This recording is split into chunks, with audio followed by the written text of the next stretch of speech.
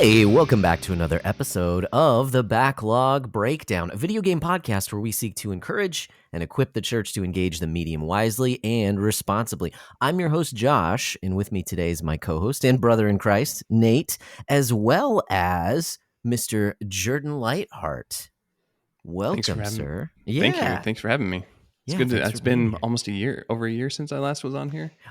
What I saw was November of 23. Okay. So a little over a year. Yeah. Now we have, you and I have we did some stuff on Quick Play. Yes. Together. There you go. Raised some, sowed some chaos. Yeah. They did not like that I put Doom as an influential game of all time. At least your game made it to the list. And yours were instantly voted off. Like the things I was like, these are all classics, and it was like, but I like Fortnite, and I was like, I hate my life. I hate my life. It was a classic. Mario Kart 8 is the most influential game. Oh no, I'm sorry, no. And that's like Mark and I, and we probably even talked about it on the episode. I said I did find that entire experience like really kind of enlightening and amusing because like it's such like a weird.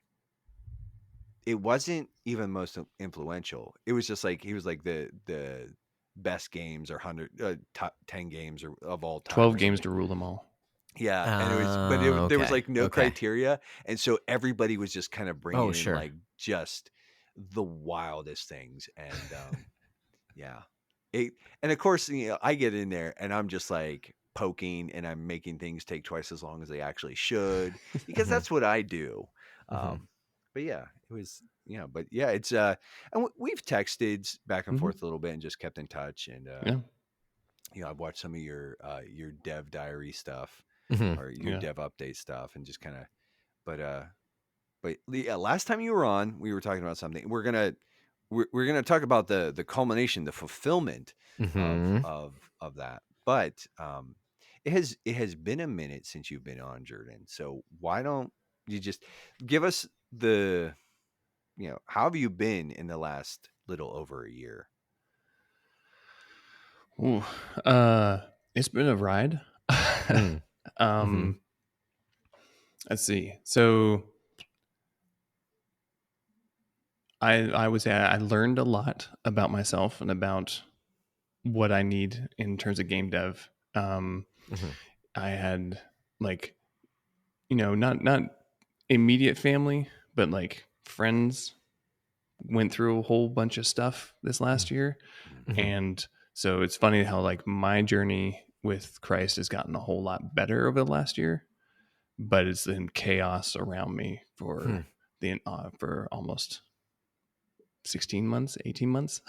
Wow. And then it's like kind of slowly eased up in around July last year. In 24. And then that kind of bled into, game dev, trying to develop something, trying to create art while chaos is swirling around you. It's a very interesting thing that I but I did like, I did release my game, which is something that, a lot of people who start on the process don't necessarily do. Yeah. And, I'm back in October in 24. I sent it off to a friend of mine in the AAA industry, and I was like, I don't know what to do. Like, the game's not there. It's not good. Like, I sent it off and he sent it back. He's like, it's serviceable. And I was like, that crushed me. I was like, oh, so my fears are justified. And so I was like, well, I'm going to finish. Like, I'm not going to quit this. I'm going to put it out. I was expecting to finish like mid-December, but I ran into some art issues. Like, they just took longer and like things that I wanted to. But so I released mid to late January, and I've gotten feedback from people I wasn't expecting to, that it was better feedback than I was expecting. Like, I'm extremely cognizant of the flaws of the game. Sure. Like Yeah. I see them every, I go up and I fire up the engine and I see everything. And I'm like, people actually enjoy playing this? And it's like, yeah, I've got, uh, friends and strangers just being like, you know what? That's a very solid game, especially for like first time you're doing it mostly by yourself with some contracting. It's like well worth I think they probably paid $4 because it was on sale. Mhm. And that, like, for someone like me who's like I'm overly critical of myself, that was just like wind in my sails. Yeah. Yeah. Yeah, dude. That's Well, awesome. and there's a couple things in there, and we can definitely sort of break down. But Yeah. it's like any some of this, but like any creative endeavor, you're always going to be your worst critic. Like because it's kind of like the gravy stain on the shirt, right? Nobody else sees that, but you know everything where it's like this could have been better. Like I didn't like, this doesn't work all right. This doesn't work the way that I wanted to. And just as a general, like, I haven't sunk tons of time into it just because the controller issues, and I've just had like a really wild couple of weeks where it just like kind of just um had to buy a new car, which was not fun. Oh, geez. Okay. So I'll I'll refund you your $5. no. Don't you dare, sir. But but it's like, I was playing a little bit tonight before we recorded, and I was like, this has some really good hooks. Like it's a Mhm. quick in and out. Yeah, and it's like I think anytime you like everything's a learning experience, and I think like you've gotten something out the door, and that's like that in and of itself is a bit of a triumph, because it's like you said, there's so many people who start things and just never get it across the finish line, or just, and how many games are like in like Kickstarter limbo, like, Oh, it's I have no idea. like Well, so I think of too like the game that the Celeste devs were working on, and I Oh, it recognize just that was killed. like it was an internal thing between the creators. I get that, but mhm. like even some high profile indie devs like don't finish what they start for various reasons. Okay, Yeah. Yeah. but yeah, it happens.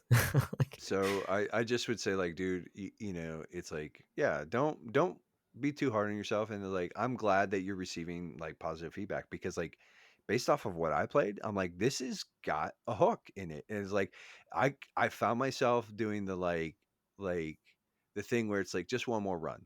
I can get a Right. little bit more. Just, and that to me, I was like, okay, like, yeah, it's, you know, it's it's a first project. Like it's your first solo piece. And so like, yeah, there it's got some rough edges, but nothing like I've got rough edges. So like like I'm okay. Like to me I was like, oh, there's some good ideas in there. And it's like there's like, and like I said, you just keep running. It's like I said, the fact that you had me sort of saying, "Oh, I can squeeze in another run. I can get another run." Like that's a win, dude. Yeah. Because there's a lot of stuff that I think that shoots for that. Um.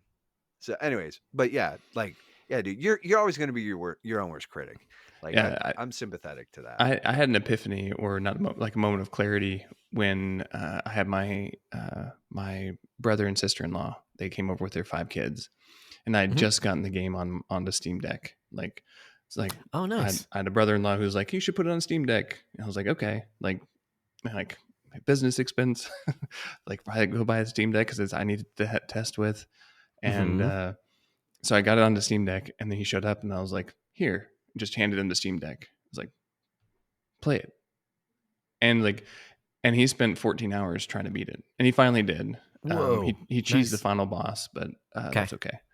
There was a bug in there, but it's like I was like, oh, like someone who obviously he's playing it a little bit because he's like trying to prove his, he's 15 years old. He's like trying to prove like that he's better than his uncle. Like, Mhm. Yeah. but at the same time, I was like, okay, like he's not like throwing it away. He's not uh like hating this experience. And I was like, okay, like like maybe like, you know, the small people who buy it. Like I've had close to 50 sales at the moment, which is, you know, Okay. basically nothing on Steam for most part, but it means the world to me. It really does. Like Yeah, dude. I was expecting 5, like, and that was my closest friends. And be like, oh, here's a coffee. No, it's well, and I'll reiterate this towards, but I would recommend any of our listeners go out and check this out. Like I think it's, you know, we don't have a huge audience, but like, you know, if we can get a bit of a breakdown boost going on for you, like we'll, but yeah, like, you know, listeners, check it out. It's $5. It's a good time. Like it's got Yeah. some hooks. So, Yeah. but we will save the bulk of that conversation. Yeah. But yeah, so it sounds like you have been just sort of going through it lately, but yeah, you've come out the other side, and I like how you said it's like, you know, your relationship with Christ, and it's like it really is in those crisis moments, in those crucible moments where, you know, we kind of learn a little bit more about ourselves and a lot more about just life and the Lord. Um, and so yeah, it's like I'm sympathetic because those are not easy times. You know, it's not easy sort of being pruned. It's not easy sort of being in the furnace. You know, being refined. Um, it's not easy being on the potter's wheel, man. No. But you know that the hands that put you there are trustworthy and true. And so Yeah. To get got a little spiritual theological, if you don't mind, but yeah, like I think it was back in late October or late November, and like was listening to a sermon was because I don't know about y'all, I deal with dark thoughts a lot, right? Um, like been most of my life, you know, and so the last like 4 or 5 years has been like a perpetual, like, you know, like trying to figure out like why is this happening, like confessing sin, you know, over and over and over again. And there's a point during the sermon, and I was like, God, like, I was at prayer afterwards, I was like, I don't like if this feeling that I'm like this not depression, but like anxiety or something is like, if this is a sin I need to confess, like tell me what it is and I'll confess it. If it's not, and this is like some sort of like, we'll call it demonic attention on me, like some sort of dark force on me, it's like, give me some relief. And it was like gone. And I was Oh. no, no, yeah. I was like, man, like what? All this time I could have just asked that. But it was, I think it was a period of like over and over confessing sin, repenting, turning closer to God, and growing and growing and growing my faith, and getting to the point where it's like, I don't know what else I can do. And it's like, there is nothing else that you're supposed to do. This is like, okay, now let's work on a little bit of the sanctification side of it, a little more on the sanctification side. Dude, yeah, that's yeah, sometimes it is funny though, like when it's just like, yeah, so many times my prayers have been, Lord, I believe, help my unbelief. Like like I'm a weak and I'm a frail and feeble man, and it's like I want to be a giant. I want to be like a titan. I want to be like faithful and fierce. But a lot of times I'm like, why are you doing this to me? It's like that meme. It's like, stop giving me your toughest battles. Yeah. He's like, just put down the phone. Yeah, that's that feels about right. It's like I'm gonna flag that post because I see myself in it and I don't like it. Right. Report it, DMCA it. Yeah. But well, we're glad to see man. you here tonight, man. We're glad to catch up with you a little bit. And but I do need to ask my co-host and my friend here how he's been. Actually, I need to know how it's been with you, Joshua. Yeah. We're doing good. We're doing good. There's, I feel like we kind of finally kind of hit a routine again, if that makes sense. Just kind of getting back to the normal way that life kind of works as a family. So we're doing good. We You had have nice a normal. right. Yeah. And it's just, yeah, it's nice to have a normal. even if there's ups and downs in there, there's just kind of a baseline, which has been nice after all the holidays and the sickness and all that fun stuff. Yeah, the busy weekend with fun stuff like getting together with friends and events going on around town and things like that. So it was pretty busy, and you can throw in some family drama we found out about. All that's always fun. So it just been kind of like really busy, but not like overwhelmingly busy. It's like I look back and like, oh yeah, time's flown by really quickly, and it like days have been full, but not more than I can handle. Just like, oh yeah, it has been a week. It has been 2 weeks. Like wow, okay, there you go. So we're doing good. We're doing good. Good. How about it? Sounds like you've been hit pretty hard lately. Well, okay. So story time with Uncle Nate, boys and girls. Nope. Here we go. No, it won't be that big a deal. So I had our Jeep, our Liberty. Mm-hmm. I bought that thing basically for the cost of the title transfer. Not basically. Nice. That's how much I paid for it. This thing is like, it was like 20 years old when I got it, and it was just like my one buddy said, I think that might be the last Jeep Liberty on Earth, and which I know is not true because I've seen other ones on the road, but it was kind of like one of those things. It was limping along since day one, and Mm-hmm. we hit a point where Megan was doing something, and she like opened the back latch. You know how like on the Wranglers and the Liberties, it has like that tailgate that like swings kind of open or whatever. Yeah. And she was like, I can't get it to close. So I went, like, she's like, I got it to close, but it doesn't feel like it closed right. So I went down, and here the latch had just like busted. And Okay. so it was like you would close it, and then you'd push the window down, and that would keep it in place. And I was like, oh, this is not ideal. I was like, this is really not great. And so we just kind of like bit the bullet. We were like, well, we could fix it for a few $100s, but it's like this thing just keeps like I just keep like limping this thing along even further. Sure. Yeah. And because I didn't have a payment, and that I was like, Right. I like that. It's nice. I don't have a Yes, payment. That's it's nice. And to be fair, I haven't really had a payment in like 20 years. I just the thing is, I buy junk, I run it into the ground, and then I go and buy more junk. But so we just the next day, Megan was looking at some cars at a local used dealership, and it's a couple of Christian guys. Sweet. Like the son, he's a graduate from the Christian school that Megan teaches at, and so these are good Nice. dudes. Yeah. They have a good reputation, and they had a 2014 Jeep Compass, which is, I don't know. It's like the hybrid SUV thing where it's like it's Okay. like a midsize kind of like, anyways. But it was a 2014 one owner, like 33,000 miles on it, and it had basically been a trade on a new vehicle. And had the only reason that these guys were able to pick it up at auction is because it was basically too old to do like the pre-owned certified thing. So, Okay. And it was within our price range. So it's like, Nice. it's That's like, awesome. and it's a really nice, like it's older, but it's a really nice, really nice vehicle, and Yeah. it runs. The only thing is like I'm still waiting to hear back from them, but they're supposed to replace my radio. So because the volume doesn't work, but I don't use the radio that.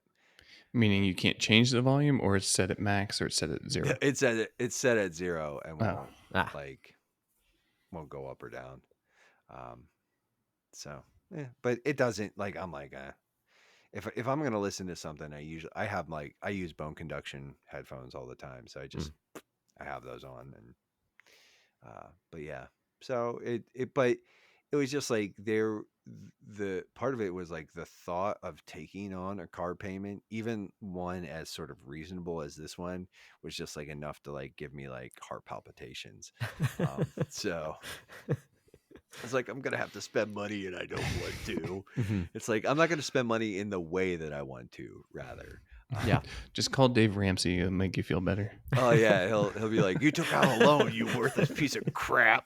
I'm like, yes, I did. Sorry, I don't have thousands of dollars in the bank, Dave Ramsey. I'm not I'm not a bootstrap. He's like, back in my day, you could have bought a used car for $500. Right. Yeah, and it would have Yeah. lasted you 10 years, dude. And that was the thing. Houses were 60,000. Yeah, it's like yeah. I mean, and I used to buy like the $500 cars, and it was like, hey, Oh, for sure. you Yeah. you could get a couple years out of those. Yep. And now it's like you can't get, dude, like anything less than like $5,000, and that thing's just like it's doomed. It's like you're gonna be at the junkyard in 6 months. Yeah. My first car was a '83 Mazda RX-7, which is like, it looks kind of like the old Datsun or the Porsches kind of thing. Like, Yeah. it was a beautiful sports car. Got for $2,000. Mm-hmm. Nice. And like, and even looking at those now, they're like 30 grand. Partially because they're like a collectible now, but like, and every now and then I'm like, I should look into it because I love that car. And nope. Yeah. Not spending that much. Nope. The first car I ever bought myself was an '85 Toyota Corolla hatchback. Oh, that's also a nice car. I like the way those look. Yeah, I love that thing, and I hit a point where I got deployed to Iraq in 2003. When I came back in 2004, my dad had to, like, it basically seized up. The timing chain broke, and normally that's like a death sentence, but like the way that it broke, it didn't like destroy the motor. Okay. So he replaced that while I was gone, and we did some more work. Like we had to like swap out the water pump, I think, or something. I don't know. We had to do a couple things to it, and I got it. I was like, cool. Like my car is back. Like I'm gonna get on the road, and the brakes went. The brake lines rusted through, and I was just like, I'm done with this stupid thing. I think I sold it for like $200, if that. Dude fixed it up, and I think not the last time I was up there, but like I think he ran it for like another 10 years, 15 years. Like he just, the thing was probably all rusted out by the time it was done. But like, yeah, just, he probably put well over 100, 200,000 miles on that thing. Just, wow. It just, yeah. I missed that car. Yeah. Oh, it was ugly as sin too. It was like this like weird blue. Anyways, and this is not a car podcast. That's right. That's right.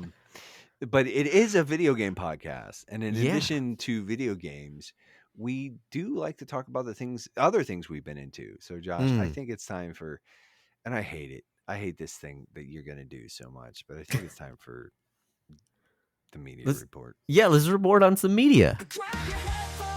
I hate this. It hurts me. He likes it way too much.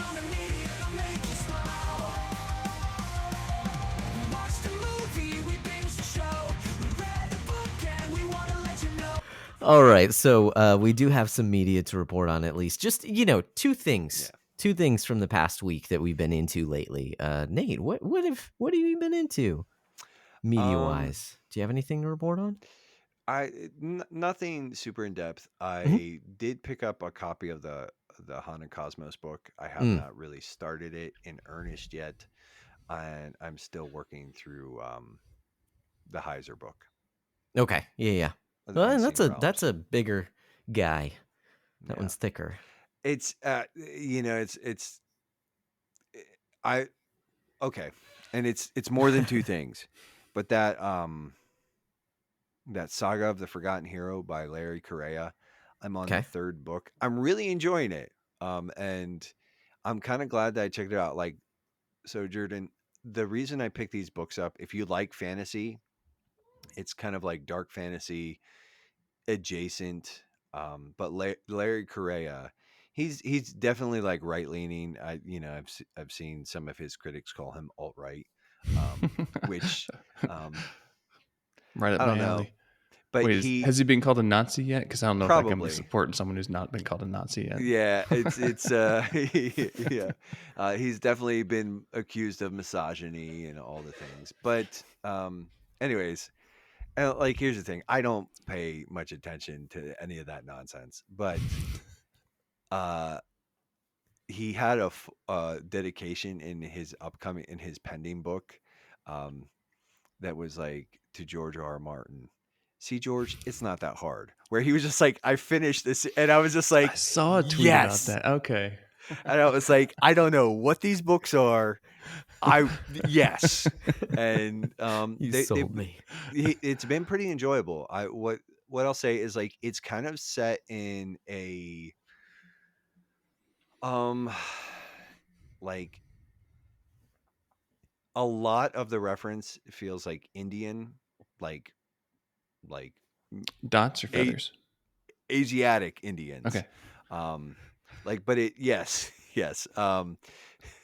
But it feels like kind of like it's rooted in kind of it has like sort of an Indian mythological or like kind of cultural bend. Okay. And I kind of like that because it's not a setting that you see too much. Um, Mm-hmm. so it's been pretty interesting. And again, it's kind of like it's it's in some ways it's just sci-fi fantasy slop, but it's better than others. Like it's not gonna like blow your mind so far. But I'm like, hey, if you like decently written sci-fi fantasy, this has been pretty good so far. So I'm in the third book. I'm enjoying it. Yeah. So Nice. it's not great. It's not like gonna be like, oh, this is the best thing I've ever read, but it's I'm having a good time with it. And like I said, I'm so looking forward to that last book, just because I might buy an actual physical copy, um, just to have that dedication. But that's what I've been into. Yeah. Sweet.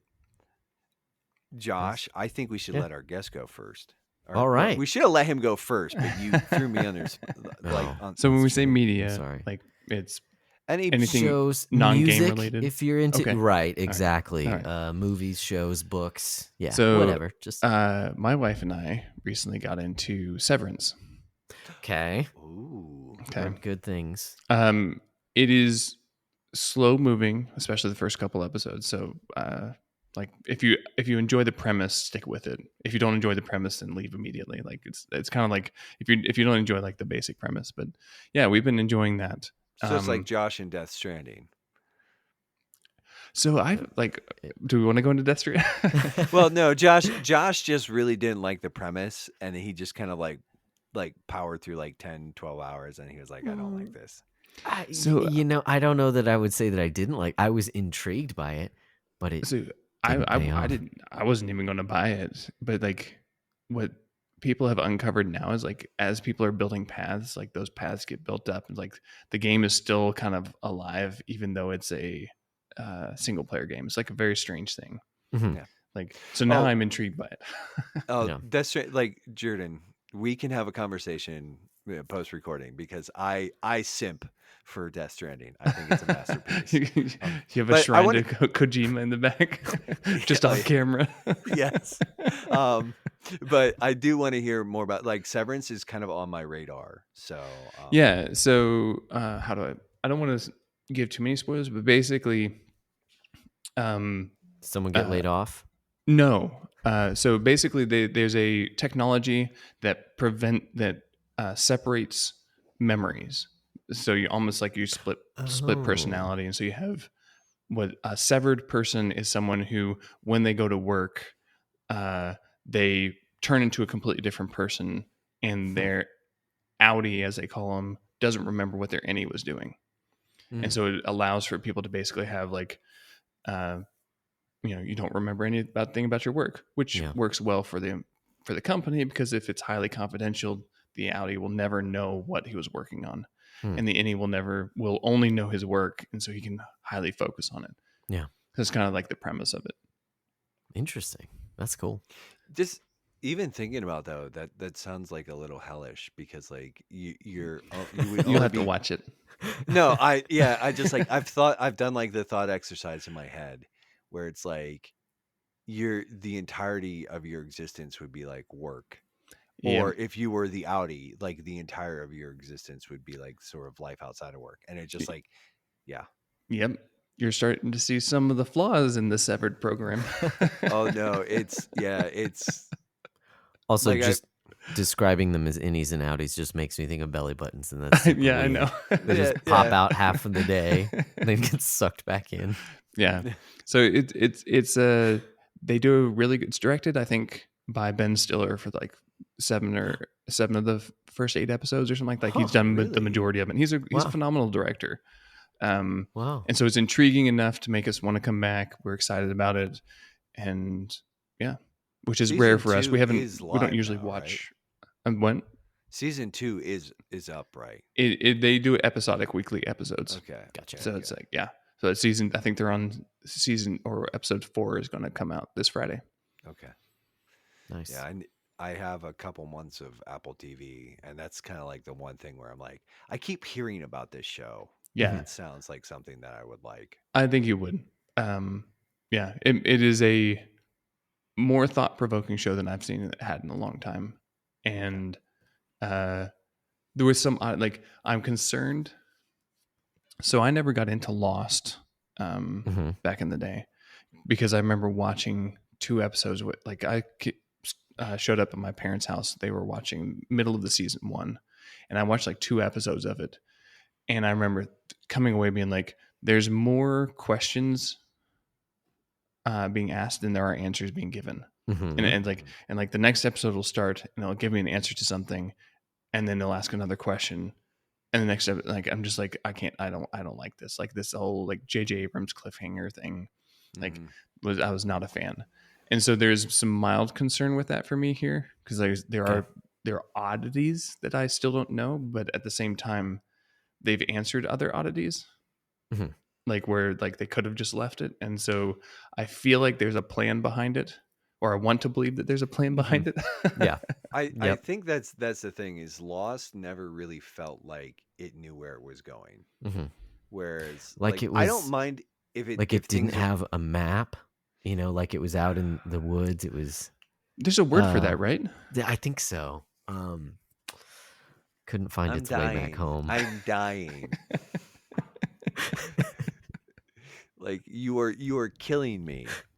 But yeah, no, but Severance, I'm stoked. Like, Yeah, okay. I would so now- try it out. And as far as other media, there is a German epic rock band. Okay. Okay, and when I say epic, they're not like dark metal or heavy metal, but they use a lot of metallic and use fantasy and epic themes. And I basically been listening to them nonstop for like 2 months. Okay. Okay. I was first introduced to them almost 20 years ago. Okay. There's a World of Warcraft warrior PvP video. So, backstory for people: there was one patch in Vanilla WoW where warriors were given an extra talent point in their talent tree, and that allowed them to get this ability called Death Wish, which meant that they took 20% more damage, but they dealt 20% more damage, and they Okay. were immune to fear during this. So they had this, and this one warrior named Pat. You can go on YouTube, you can watch the highlight reel. But he was a high warlord, had all of the best gear, and he goes in and he just goes with this extra talent that he wasn't supposed to have, just decimates everybody in battlegrounds. And he has like 5 healers on him. It's like it was cheating, but and there was a song that he played in it called Warriors by Freedom Call, and that was how I was introduced to the band. Mhm. Okay. And then so it's like slowly, like I used to play that song for my JV kids on their warm up CD, Mhm. and then it's just like I've slowly found other albums of theirs, and now I just like repeat. I find one of their songs, I fall in love with it. I repeat it whenever I'm in the car, like constantly, and then Nice. until I find the next one. Nice. Okay. So is it actually in German? No, No, it's, they're just they sing in okay. English. Yeah. Okay, cool. Yeah. Cool. And they're Nice. called Freedom Call. Freedom Call. Freedom Call. Okay. Yeah. That's Hope they good. get a good Spotify boost from this podcast. Yeah. Yeah, dude. There you go. I always like do what sort we of can. like anthemic rock. Yeah, Like, you know, it's phenomenal. it's a good time. It's a good time. Nice. Yeah, I'll have to check it out. That's pretty cool. Joshua. Yes. Aside from you like just assaulting my senses with your Mhm. terrible wordplay. Wandering aimlessly, getting us lost down the rabbit holes. Really, not too much to report on. I'm gonna go with the boring one first. Is I listened to a book that was just released recently called Money for Couples. Great title, right? By Dave it's Ramsey. it's not actually Dave Ramsey. Yeah, funny enough. It's his cousin Daniel Ramsey. I didn't know. He's like, go into debt. Like Dave Ramsey's evil twin. He doesn't have a goatee. Oh my goodness, I love this. That's that would be hilarious. Yeah. Got to spend money to make money. You know.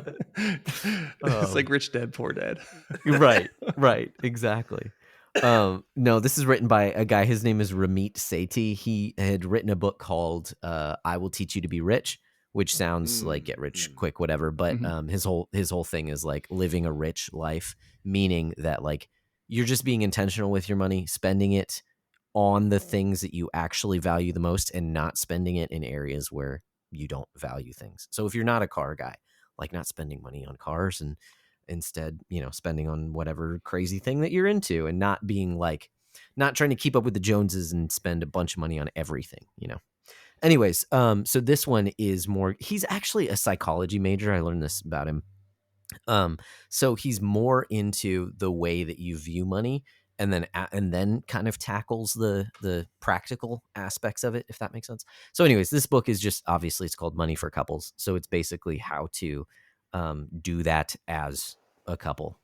I've been married for over 15 years now. So like, it's not that we don't have, oh, thank you. It's not that don't have that, we don't have our finances in order or anything like that. But it's been helpful just in thinking through.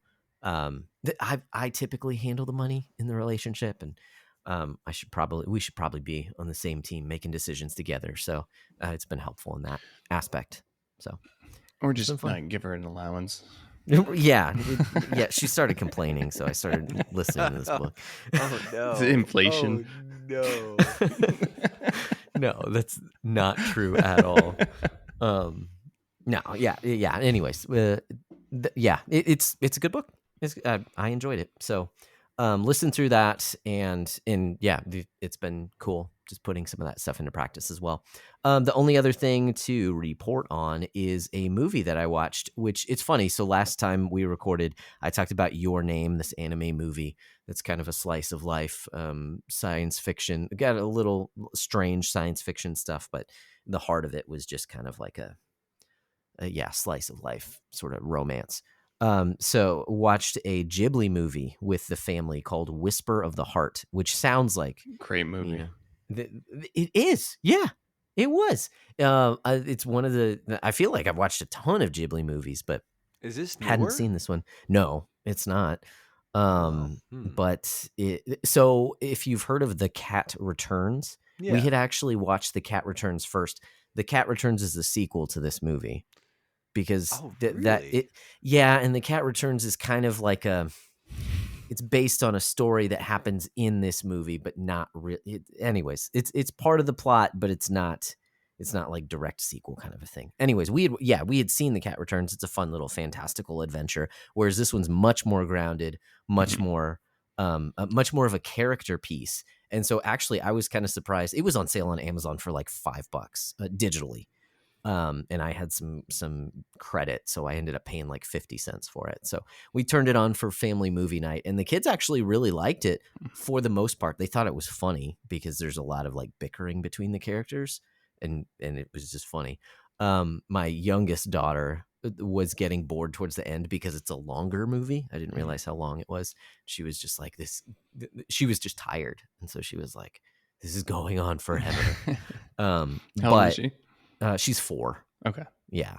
So and I, yeah, she was just sleepy by then. I think that's one of like Miyazaki actually does really well is character Yeah. movies. Like My Neighbor Totoro is phenomenal. Yes. And it's like, yeah, there's a Yes. small Totally adventure, but agree. it's like, and Spirited Away, like the character building of Sen, I don't even remember her human name, Mm-hmm. is phenomenal. Also, like the growth that you see her go through, Mm-hmm. and it's just, and I love like the slice of life, like just this is just what the life was like, and we're just going to make a movie about it. I'm like, Yep.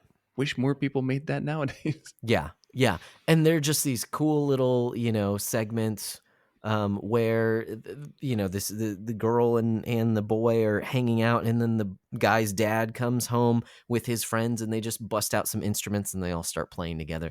Just like cool little inbreaking of like I don't know, just jovial moments between these different characters. So Well, yeah, it was a great movie. What's that? I was just gonna say, so I just picked it up. I just Oh, picked it, okay, there you go. rented it on Amazon because now I want to watch it. Anytime I find out I have a bit of a hole in my studio like Ghibli Hmm. lore, I'm like, I need to fill that. But yeah, I think though that is the thing is like just Miyazaki, like he does like there's some like really wild expressions, but like he is a master of like these tender moments, very human moments. Like he's like in all of it. Like I was even thinking about like Nausicaa Hmm. and Valley of the Wind, um, and even like the real magic between Howl's moving castle and everything. It's like it is the interpersonal stuff. Like Hmm. he like even Princess Mononoke.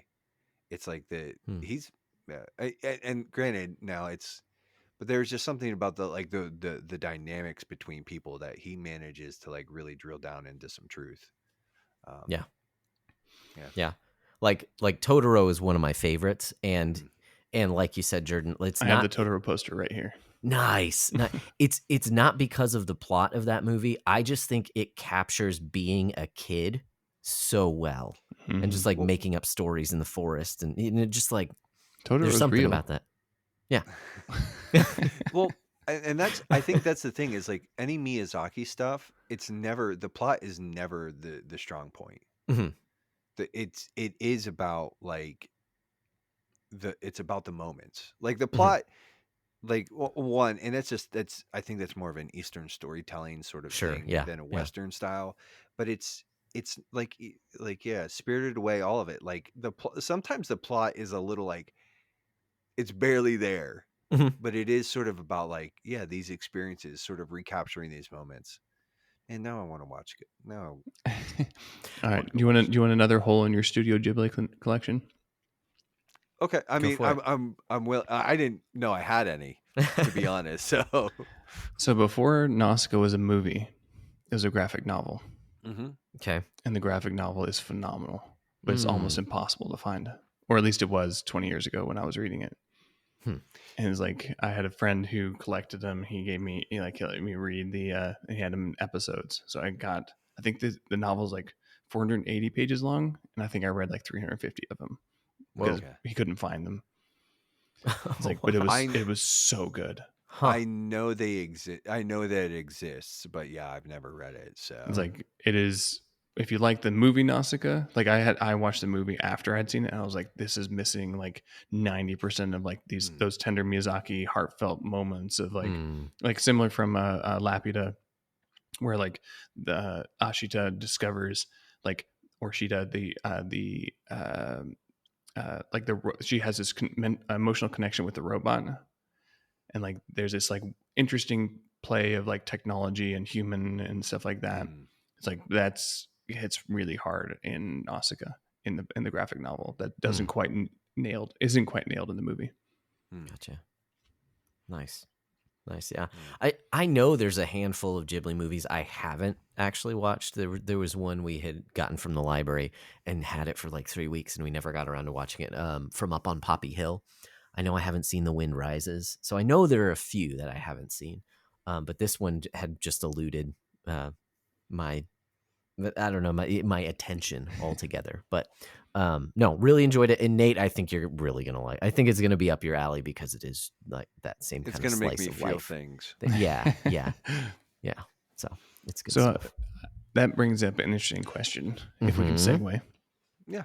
Because I I got mean, in this that's what we do. We rabbit trail. yeah, So. I got in this conversation with my small group from church recently, Mhm. and it was a conversation of when do you start introducing certain movies to your kids? Okay. And it was like the conversation started with like, I have already messed up a little bit. Sure. I introduced the 1970s animated version of The Hobbit to my 4-year-old and 2-year-old, Okay. and it is terrifying. And Oh yeah, it's nightmare Which fuel. Gollum, where is that? the Gollum Okay. sequences. Okay. The bank. Gollum, yeah. Is it with the Spiders. goblins, the spiders, Rankin Rass or Rankin Rankin Bass. Reagan Bass? Yeah, Yeah. I was like, I knew it was a weird name, yeah, but the spider stuff, yeah. Music Even is the so good though. elves, the music is so, the like the elves are sequence odd. with the elves of Mirkwood Yeah. is horrific. Mm-hmm. Smog is terrifying. Like that is a scary Yeah, I screwed up. like I Movie's remember hardcore. seeing that when I was like 10 and I had read The Hobbit and I loved it and I watched Mhm. that and I was like, "Oh, this is spookums." Now, like I still loved it, but I'm also a little broken. So there is that.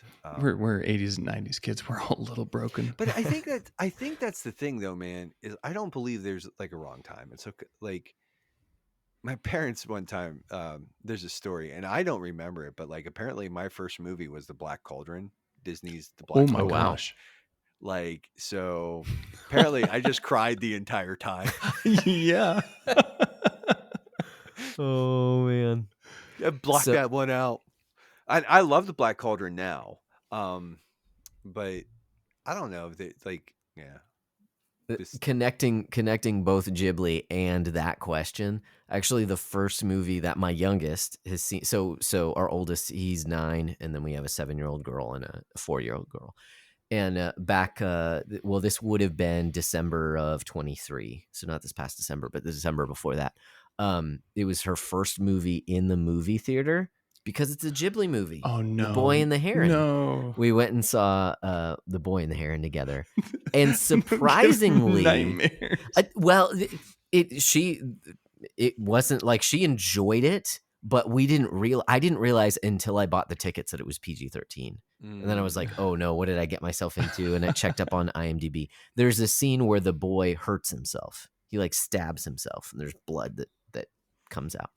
And that was like the one scene where I'm like, okay, you're not going to watch that.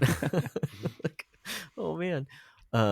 So but outside of that, I mean, it's just more fantastical elements. She also loves Spirited Away. She loves yeah. No Face for some reason, which is like that. I mean, if you knew our daughter, she's crazy. She's crazy. She's all over the place everywhere. Anyways. So but that was probably a parenting fail. Like it's probably not a movie you I'm take a actually 3-year-old looking to see. forward to just finding that level. Like obviously like so Mhm. like I ordered the Indiana Jones trilogy. It technically 'Kay. came with the fourth movie too, but I'm just going to pretend that one doesn't Nah. exist. Nah. Byron will never know that exists. Like but There are only 3. there are only He'll get 3. into college and be like, wait, there's a fourth one? Dad, why didn't you ever tell me? And sit down and be like, I'm so tried to spare excited. you. I tried to spare you. Yeah, only 4. But Oh, like that's those will right. happen when he's older, I guess. But like yeah, it's like it's a lot of the stuff that I really want to introduce him to. Like I'm gonna have to wait until he's like 8, 9, 10. Yep. Like Yep. Firefly, Serenity, Oh man. the Star Wars, like the 5 episodes 4, 5, and 6. Mm-hmm. Like we pretend there is no other Star Wars. Like you know we just no those That's a good rule things of aren't thumb. real. The first the prequel trilogy can't hurt you. Um, but yeah, I'm looking forward to because like yeah, that is a really interesting question, and it's So like I recently introduced them to The Princess Bride. So I have mine are 5 and 3 now. Mm-hmm. And that was probably the most intense. Not that, I mean, Hobbit was way, like, in terms of scary, but like the most adult movie they've watched so far. Mm-hmm. And the RUSs. Mm-hmm. Yeah. Well, and even the machine that The sucks machine, away his yeah. life. Yeah. You're Yeah. only he's only mostly dead. But the shrieking eels terrified them a little bit. Yeah. Oh yeah. Yeah. Yeah. That makes sense. But their first movie theater experience was Wild Robot. Okay. Oh, that's awesome. That's It was it. a Yeah, it's a really great cute movie. Yeah. Yeah. It really is. Okay. Didn't know that robots and wild animals can make me feel things. Dang it. Like what I don't remember the director's name, but he did Lilo and Stitch, How to Train Your Dragon, Oh, okay. and Wild Robot. Oh, wow. So I'm gonna guess that he has, if he isn't a Christian, grew up Christian, because all of his movies are about like some foreign entity coming down to Earth or to thing that shouldn't be there, and then completely upending society for the better. It's like always this very strange, like almost Jesus-like figure each time. Yeah, that's interesting. I had never put that together. Yeah, I hadn't either. Yeah. That's cool. But yeah, Star Wars not till like 10. Harry Potter will probably be after Star Wars, to be honest. Harry Potter will never be in my house. No. If he wants to read the books, that's different. But I'm not watching those movies. Harry Potter was a recent addition because we own all the movies. My wife likes them more than I do. She's a decently big fan, not emphatic about it or anything, but she likes it. I think they're fine. But she did show them to the kids just a few months ago, and it's funny because our middle 7-year-old girl, she got freaked out at some of the parts, but our 4-year-old was fine and really liked it. And then I come home from work, later on in the week. We had a family movie night at the beginning of the week, and like by the end of the week, our youngest Penny is talking about how much she loves Dobby. It's just like her favorite character is this little house elf, which is just so funny. Again, I guess Dobby you has have a sock. Yes, Master has given Dobby a sock. Yes. Yeah. They got me thinking about something, and then my brain just skipped a beat. So it couldn't have been that important. But it's all started because I let them watch Kiki's Delivery Service. Okay. Yep. Mm-hmm. That's a good one. Mm-hmm. Yeah. That's a fun And I mean, if you like witchcraft. That's exactly how the conversation started. As I was sitting there, I was like, I let him watch it, and then the next day, my 4-year-old, or she was 4 at the time, 5, she gets on a broom and pretends to be flying around, and my wife was like, "Oh no!" And then that spawned like this whole conversation, and then it was like, "Well, when do you start introducing movies to people and stuff like that?" Yeah. No, that's fair. It's tough. And that's just like a tough question though too, because like, at some point in time you got to just kind of pull a little bit of the cultural Band-Aid off and just be like, well, but. And they watched Land Before Time a couple of weeks ago, so they had that core memory unlocked of Littlefoot's mother dying. It's perfect, dude. That's our gen's Bambi. Like I know. Like Land Before Time, it's like that core memory where it's just like tears, but it's like it happened before. That's just a retelling of Bambi. Yeah. Anyways. Well, gentlemen, we are a video game podcast. We probably ought to talk about some of the video games that we've been playing. Oh yeah. So, Jordan, what have you, since you are our guest, and we should have done this last time, but we're all discombobulated. But what have you been playing lately, my guy? In the last year? Stop it, Joshua. In the last year, or just most recently. I played recently with a group of friends a little game in early access called The Spell Brigade. Okay. It is like a 3D version of Vampire Survivors. Oh, Okay. So it's like Heyo. it's kind of like not isometric, but like top down a little bit, but at an angle. So it's not like 45-degree angle, but like and then auto shooter. So as you're walking around, you unlock spells, you and can upgrade them, and you're just trying to last for 30 minutes, but you can play it with other people. And so I think it was $15 on Steam when we got it, and just played that for a while. It was fun. And then I always play Rocket League. I've gotten sucked into Rocket League over the last year and a half. Okay, nice. Now, the Spell Brigade, is it as like dopamine loopy as Vampire Survivors? No, No, not quite. not quite. It checked the box of like I think Vampire Survivors when it first came out was the game that I basically 100 one of the first games I 100%ed on Steam. Partially because it's very easy to play it in the middle of like work meetings. Like, you know, you're working remote. I don't have to pay attention to what's going on in the meeting so much, so I'll just fire that up and I'll play that while the work meeting is going on. You can have it in a little window and it's like kind of pay attention to what's going on and play the game. But this I got, you know, it was fun enough for me to want to continue unlocking things. There's a bunch of characters to unlock. There's a bunch of abilities, but it's not as addictive, I would say, as Vampire Survivors. Okay. But and you feel like it was a pretty decent like co-op experience though? Yeah, it was a great co-op experience. Like we tried to do, I think Vampire Survivors has like a Steam Play Together or something like that ability, so you can actually play with people in Steam. Was not that enjoyable. Okay. So there's like this does a much better job of like experiences shared between everybody. So like as you pick up your experience, you're wandering around and like you will just level up as everyone else. Everyone levels up at the same time. And then in Vampire Survivors, when they added co-op, it was like you had to stay on the same screen the whole time. And this is you're all basically autonomous. Like you have your own camera, you're wandering around, you're fighting mobs while he's fighting mobs. You can be on the opposite corners of the map. Okay. I'm always kind of like looking to maybe add something to my co-op. Yeah. No, I like it. It's a fun, like, let me see how many hours I end up putting into it. 20 hours. Okay. To unlock everything basically and have fun with it. And yeah. Okay. Nice. Okay. Anything else of note that you just want to like throw out there?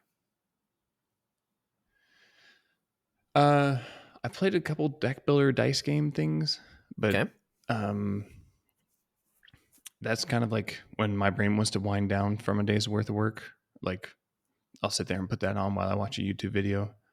So it's not like I have to pay super attention, but it doesn't feel like it's great. It just feels like it's like there, if that makes sense.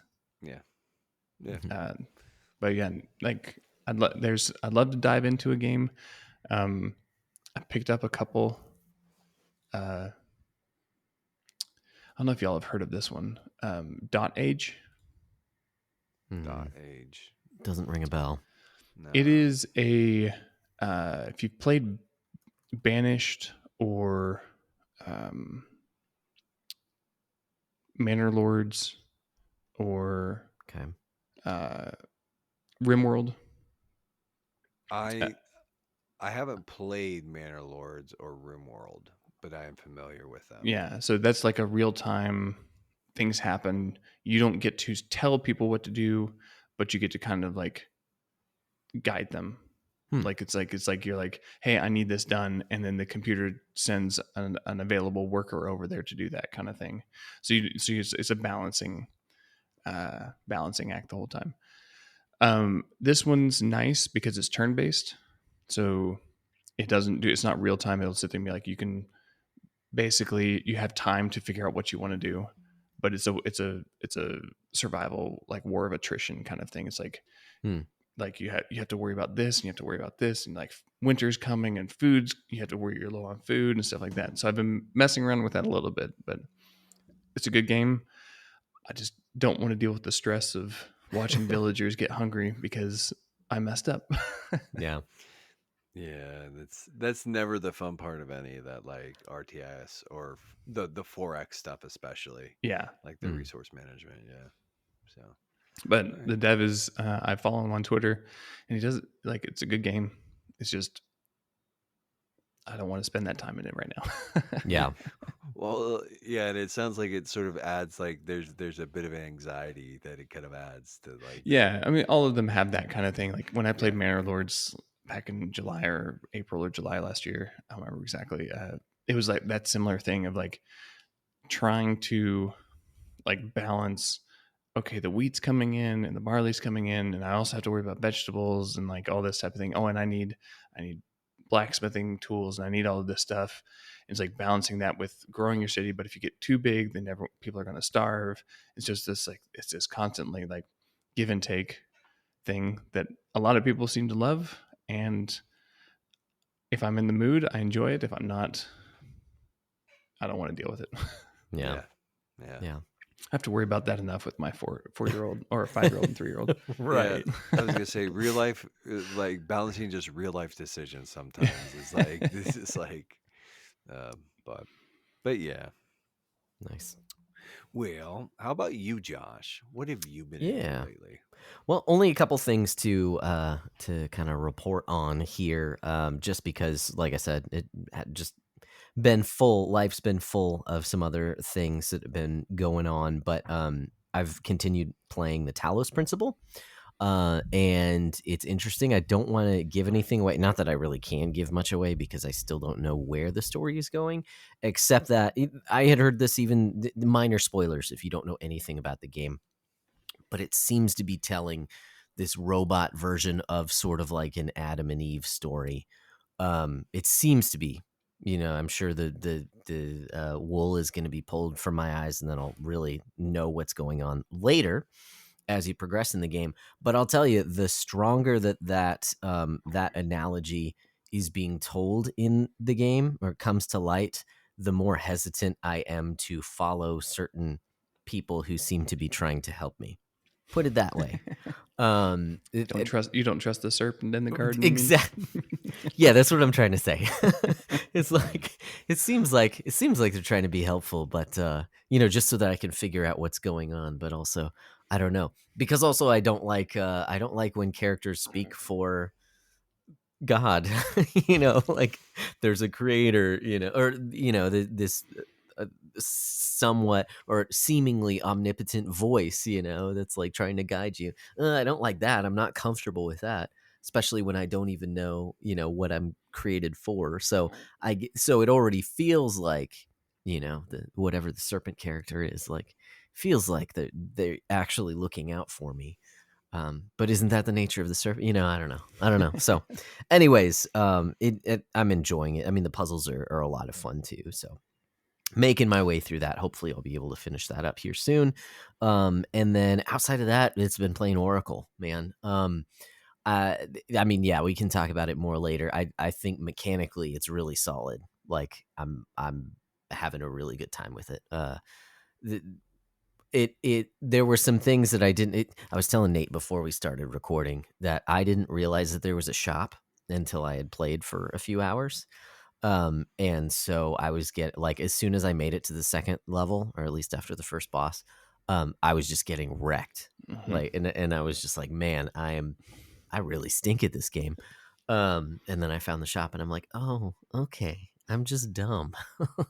That's all that it is. But, anyways, with that, it reminds me in, mechanics and the way that it plays and stuff like that of something like Hades, where it's, roguelite, and what you get is what you get. You decide on these different things, and so anyways, I'm digging the loop with this game. I don't know if I'll see it through to the end, but I'm enjoying it. So thank you, Jordan. Honestly, my pleasure. Yeah. That's awesome. Outside of that, just another thing to report on is that I did pick up a game. Not doing too well with the pickups this year, man. I'm trying to beat down my backlog, but sales have just got me. Zero Time Dilemma, which is the third game in the Zero Escape series. Really loved the first two games. It was on sale on Steam for $1.99, so I picked it up because it was I'll buy that for $1. Exactly, or $2 in this case. So that brings my beatdown score up to 0. I'm at goose egg. Starting off February not so strong at completely neutral. So that's what I've got to report on. How about you, Nate?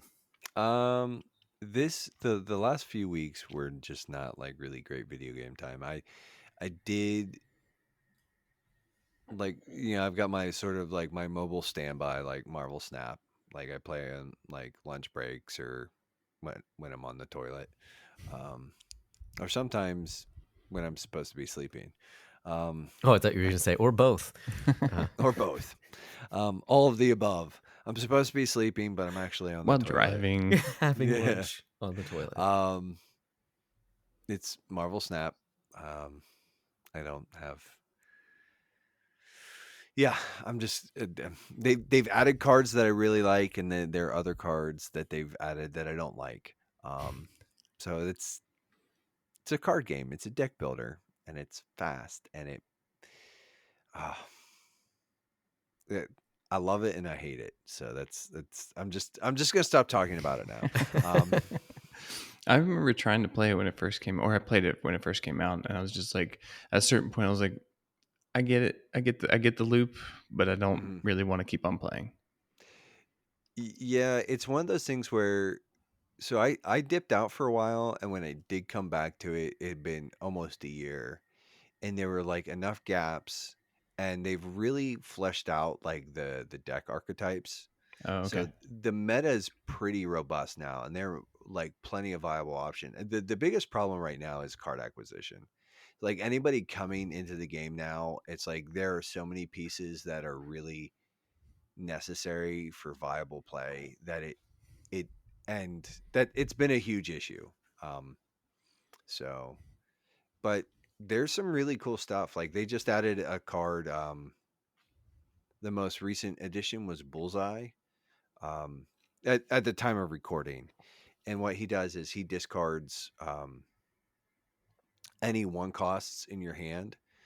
And there's like discard is an actual type of meta. Like there's an actual several disc, but he adds like a new way to empower discard, and so you have a lot of synergies between him and the Collector and Morbius. And but then yeah, and it can just get really silly, and it's a ton of fun. Yeah, the meta is really like if cards if they can figure out the acquisition problem to where it's like you're not just like constantly, yeah. They've got a really great product on their hand. Like it's a really well designed game. Just every like the card designs are always usually pretty interesting. But yeah. Anyways, it's Marvel Snap, and it like pollutes my brain and eats my life, and I hate it. I You guys also aren't love playing Pokemon Go trading pocket trading card game, whatever. I do not like the Pokemans. So. I just don't want to get sucked in. I don't have the time for it. So I do enjoy the card game, but yeah.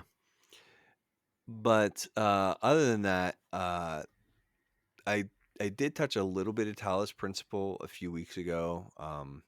Josh, I did figure out like there was a puzzle I told you that I was like, I don't understand what's going on. And it was literally I had to just look down and pick up the camera from a higher platform.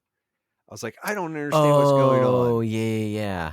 Gotcha. And it was like all I had to do was like just pick it up, like, and now you can take it to where you need it to be. And I was like, I am so dumb. This is so frustrating.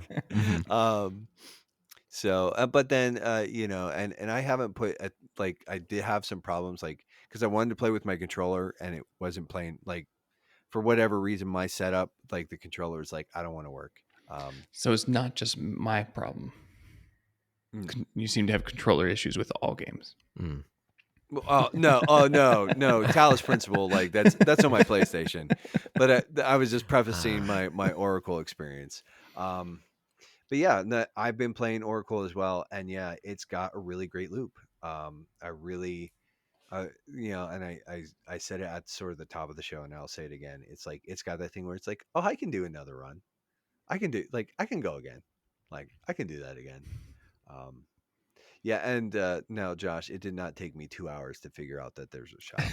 I'm just gonna say. I do say it. Yeah. There is a tutorial at the beginning that tells like when you collect your first experience. It's like don't forget you can open up the shop. Yep. So, Josh, well, Just here's over the eager. Yeah. Josh is secretly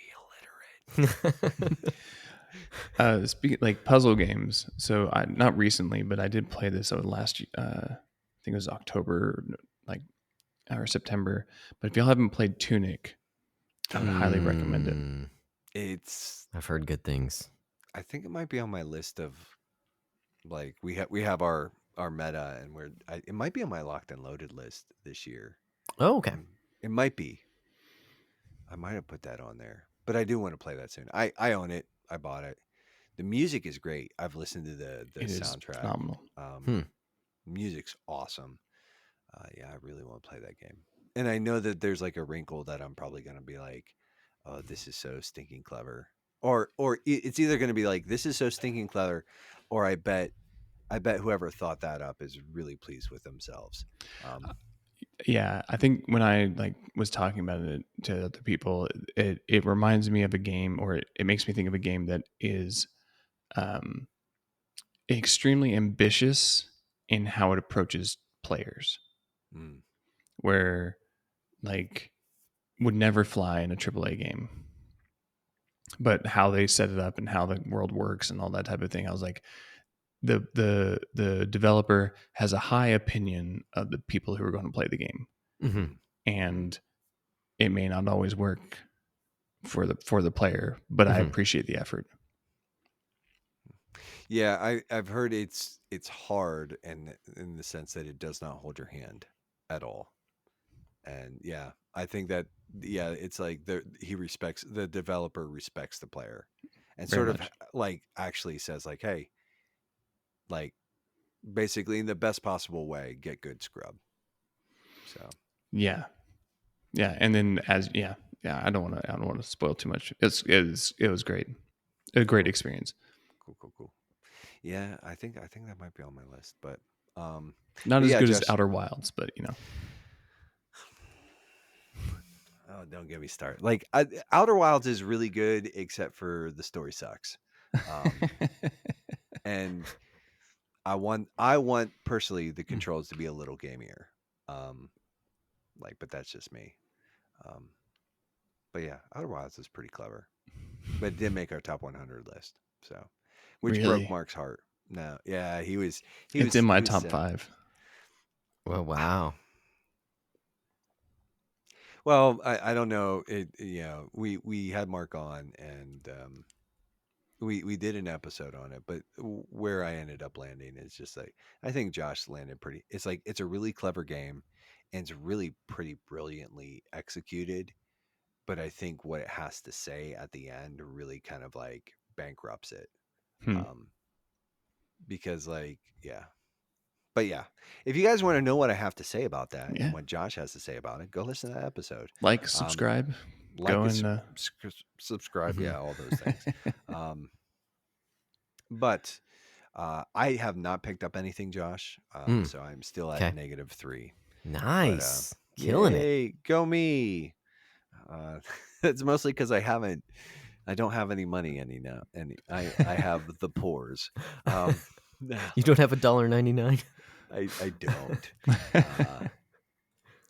But that being said, you guys, you heard about us talking about the beatdown. For new listeners, it's a meta, or watchers, if you're watching this on YouTube, it's a meta that we run every year. Play games, your score goes down. You want a low score. You want a negative score. You buy games, your score goes up. That's the basic premise, it's a little more nuanced than that. We have a few extra wrinkles this year, but if you're interested in checking those out, you can DM us, or the rules are posted in our Discord in the 2025 Beatdown channel, in the server. In addition to that, if you like what we're doing here and you've done the sharing and the caring, you've done the rating and the reviewing, and you're looking for a way to either, like, throw us a bone, or give us a little bit, think of it as a tip jar, or you want to partner with us or whatever, we do have a Patreon. And for as little as $1 a month, you get early and uncut access to each and every episode. There's a patron exclusive podcast called The Bro Hang, which may or may not be being rebranded into Between Two Bros. But you also, as a patron, you have the opportunity to nominate a game or a topic for us to do an episode on, and join us for that for that episode. Uh, so yeah, if you like what we're doing and you think it's worth $1 or $5 or $100 or whatever, like, yeah, So I have a question. mhm.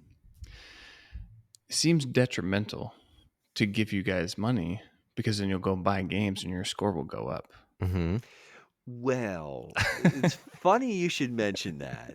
If we buy games for the podcast, those actually don't affect Oh, our okay, score. good. Like if we already own the game, we can take that score. Like if we want to score it out in the meta, but if it's for a podcast related game, we don't have to.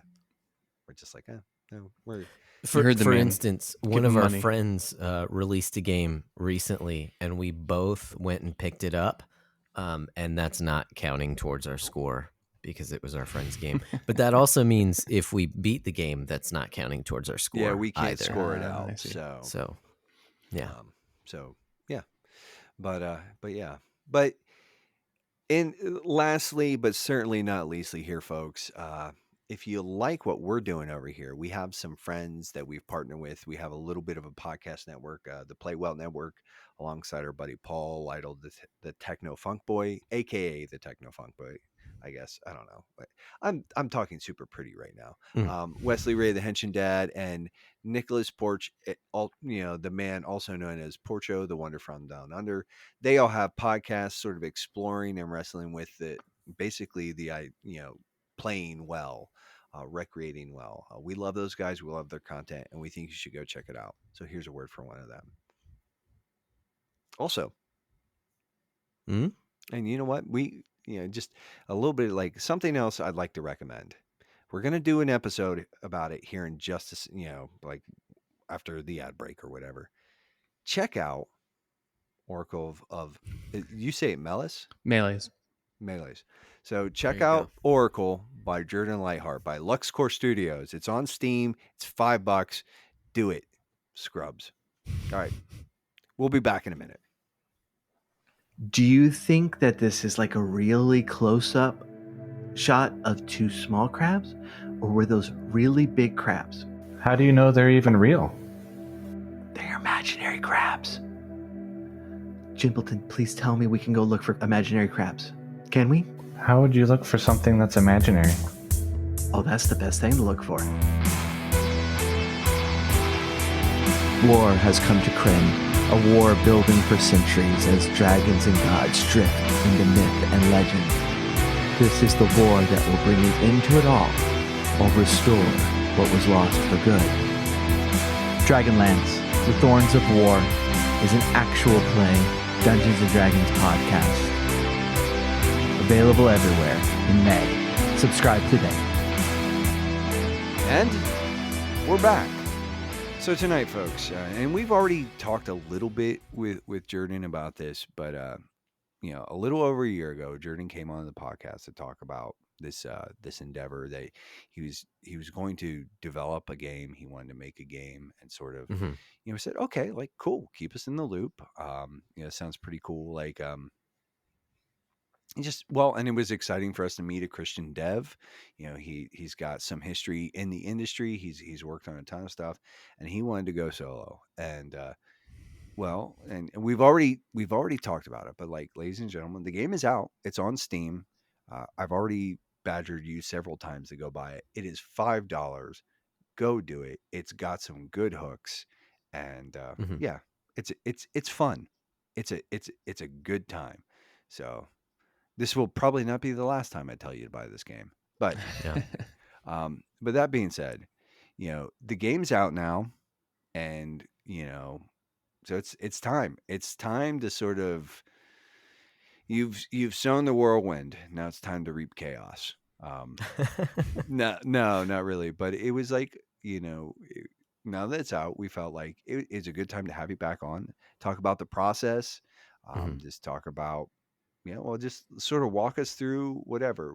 Josh did have some questions, and so like he might pepper those in, and I will just seek to derail us as much as possible because that's what I do. Perfect. So Yeah, I mean, we already gave our impressions of the game. We both enjoy the game. It definitely gets a recommend from us. Go pick it up. It and like you had been talking about, Jordan. It's your first game, and so it's. I'm trying to think of the right words, and I had it in my head earlier, but now that it's later, the words are escaping me.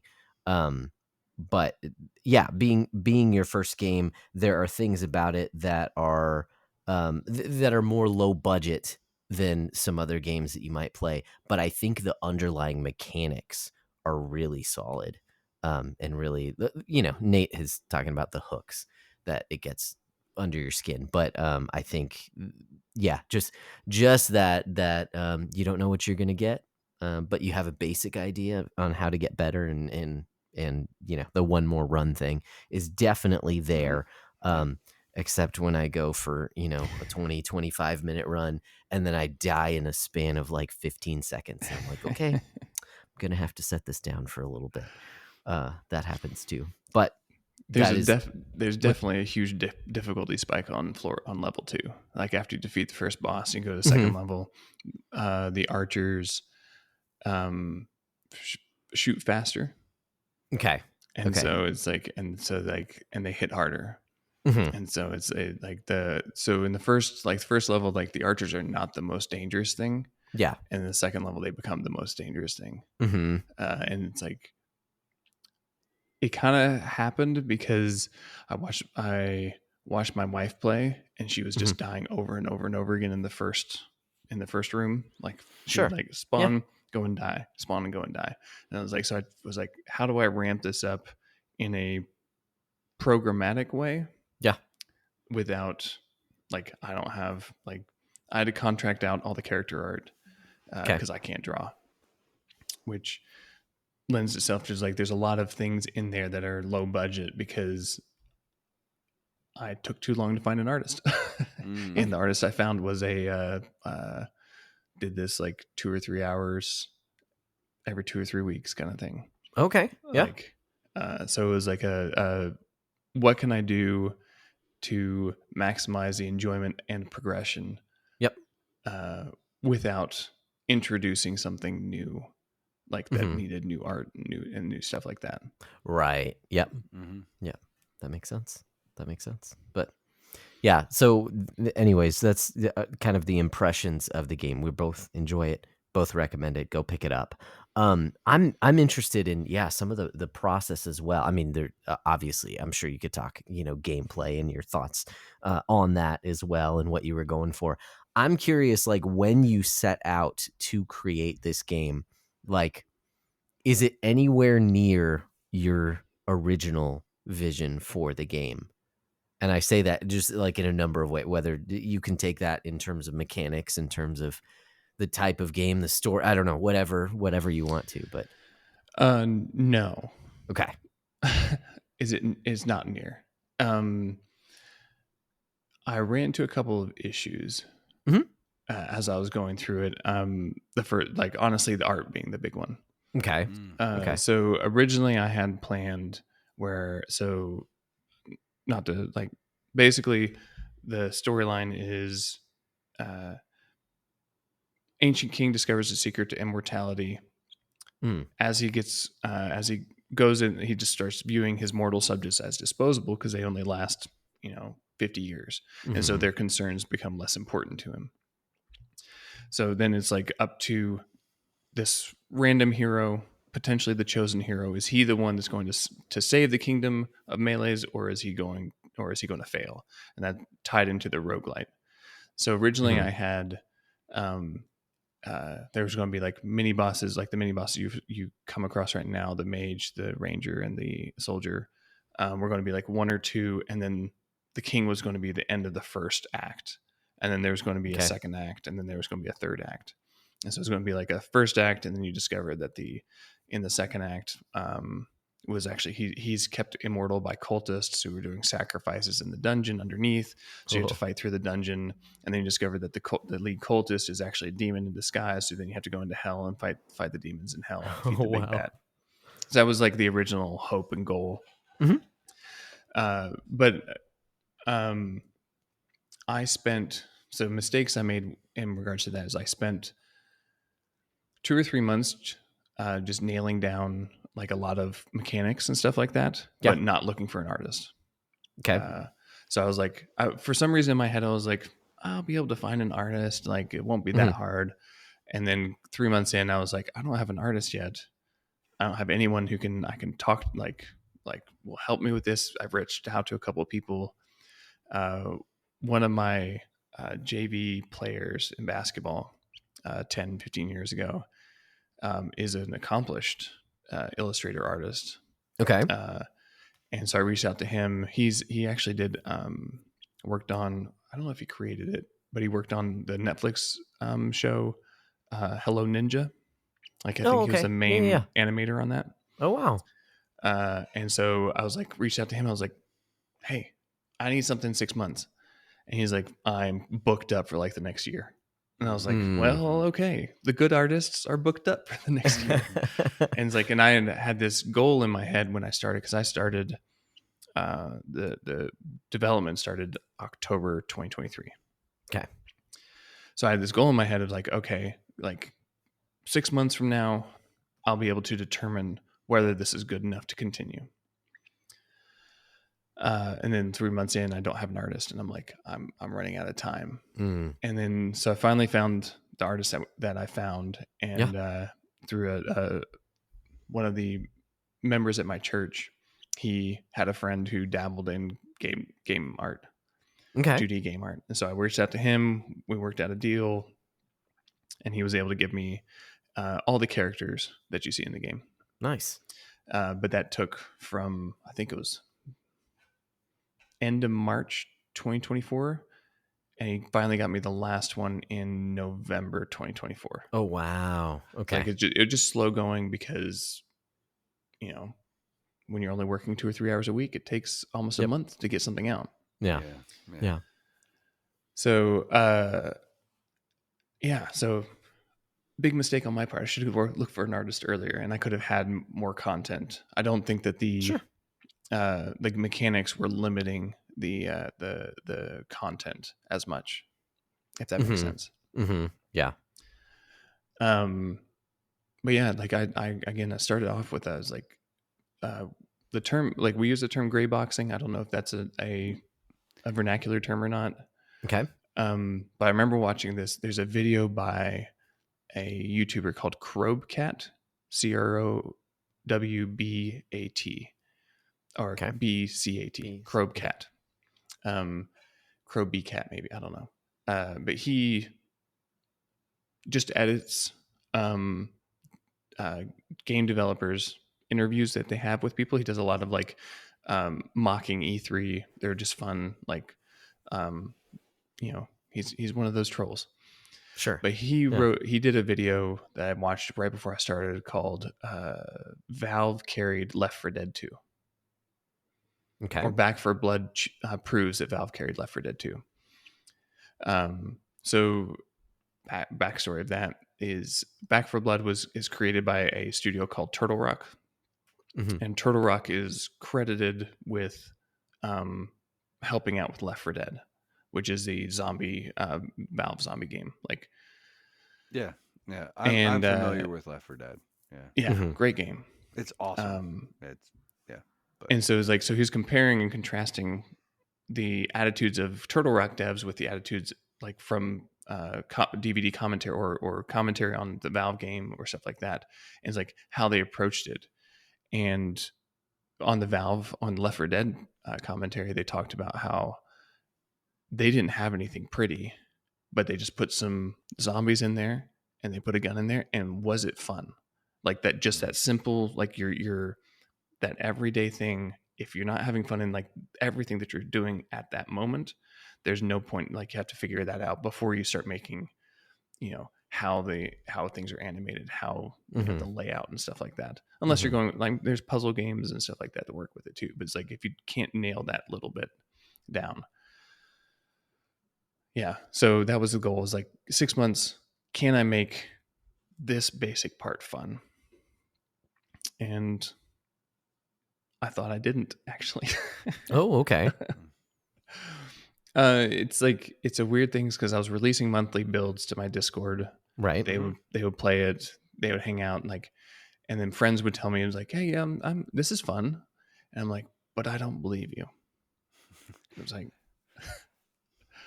but I like, are you sure it's fun? Or it's like, they're probably just saying that because they're my friend and stuff like that. Yeah. And so May of 2024, well, we're going through some turmoil in our community here in Chattanooga, like trying to figure out like, should we stay? Should we leave? So I actually like almost moved back to Idaho, almost quit the game entirely in May or June. Cause I was like basically waiting is like hear back from a job and be like, if I got this job, that was like my fleece, my Gideon's fleece. It's like, if I get this job, that's God telling me to move back. And so I was like a month where I basically didn't get any development in. It's like constantly worrying about this, like trying to figure out life and all that type of thing. And so we go back and visit and had a moment where I was like, you know what? Don't want to move back. Don't want to move to Idaho. I love Tennessee. I love this area. And then I hadn't heard back from the job yet at this point. And then so I emailed the company. I was like, look, I appreciate all the stuff, but I'm staying in Tennessee. And they're like, oh, that's funny because we were literally writing up an offer for you right now. It's like, it was like God. To me, it was kind of an answer of like, no, keep on going. Yeah. Like, yeah, you're going through like this valley, but keep on pushing. And so, yeah. So right around we got back, and I was like, okay, sent it off to a couple friends in the AAA industry. They, I almost put a, those rubber stamps. It's like approved from the bank, like the big red letters. So I sent it off to a friend, and he wrote back, gave me a lot of great feedback, but his feedback was, this is serviceable. It's not great. It's serviceable. And it's like, and I don't know how to fix it. So I almost, when I was releasing, was just going to like label, like put a screenshot and just have it serviceable. But it was like, but it was also a point where I was like, okay, I could spend another year to year and a half polishing, getting the assets from my contractor to get the next 2 acts done. Or I can just say, you know what, tighten it up. We're going to hold it on one act. The King Orion is going to be the final boss, and release it like that. And like, at least I'll have the game released, and we'll see what happens from there. And so that was the next 3 months. Nice. Now, I do have a question here. Did you build the engine yourself? No. Okay. No, so this was made in Godot. Okay. What, like, based on that, would you work in Godot again, or? We're allowed to get a little political on here. If you want, I mean, it's just like, like, would you? And I guess the question is like, for me,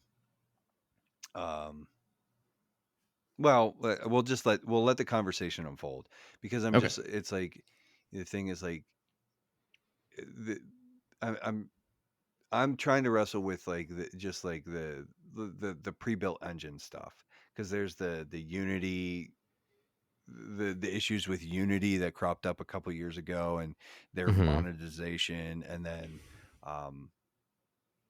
Unreal is free from what I understand, but then if you hit a certain amount, then they're like, well, now we're going to take our cut. It's But, like 100 or 200,000. Yeah. Okay. So Godot is really great as a software tool. Okay. For the most part. It is fully open source, so there's no license fee or anything like that. Nice. That allows for me to go in there and get you download the source code. You can go in there and edit that as you need to tweak it as much as you need to. It ran into some technical problems with my game. Okay. Because of how I set it up. I didn't set it up because I was learning as I went. Yeah. And I didn't set it up the best way to take a full advantage of the engine. So there are some technical limitations, and because the community is smaller, the solutions to those types of problems aren't as prevalent to find online. And so you can discover it yourself if you like deep dive and keep on working at it and stuff like that. But Unreal and Unity have the benefit of, hundreds of thousands of people working in it and helping solve these problems. Yeah. Now, I probably will not use Godot in the future. I would highly recommend it for anyone who's like wants to be a hobby game dev and stuff like that. But I won't use it in the future because there was similar to the Unity thing, there was a situation that happened in August or September where someone tweeted something, some troll tweeted, using a game engine is woke. Okay. And he was clearly just trying to get some engagement and get some of those Elon bucks. And Godot made a joke in this, basically saying, apparently using game engines is woke. Show me your Wokot, W-O-K-O-T games in this thread. Okay. To me, relatively innocuous. Don't mind too much, but there were some people who got upset, being like, stay out of politics. Just like do the engine stuff. Don't even talk about this stuff. I can understand that too.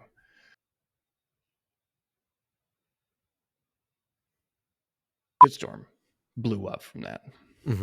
And Godot community managers, and Godot is pretty woke if you go into the community.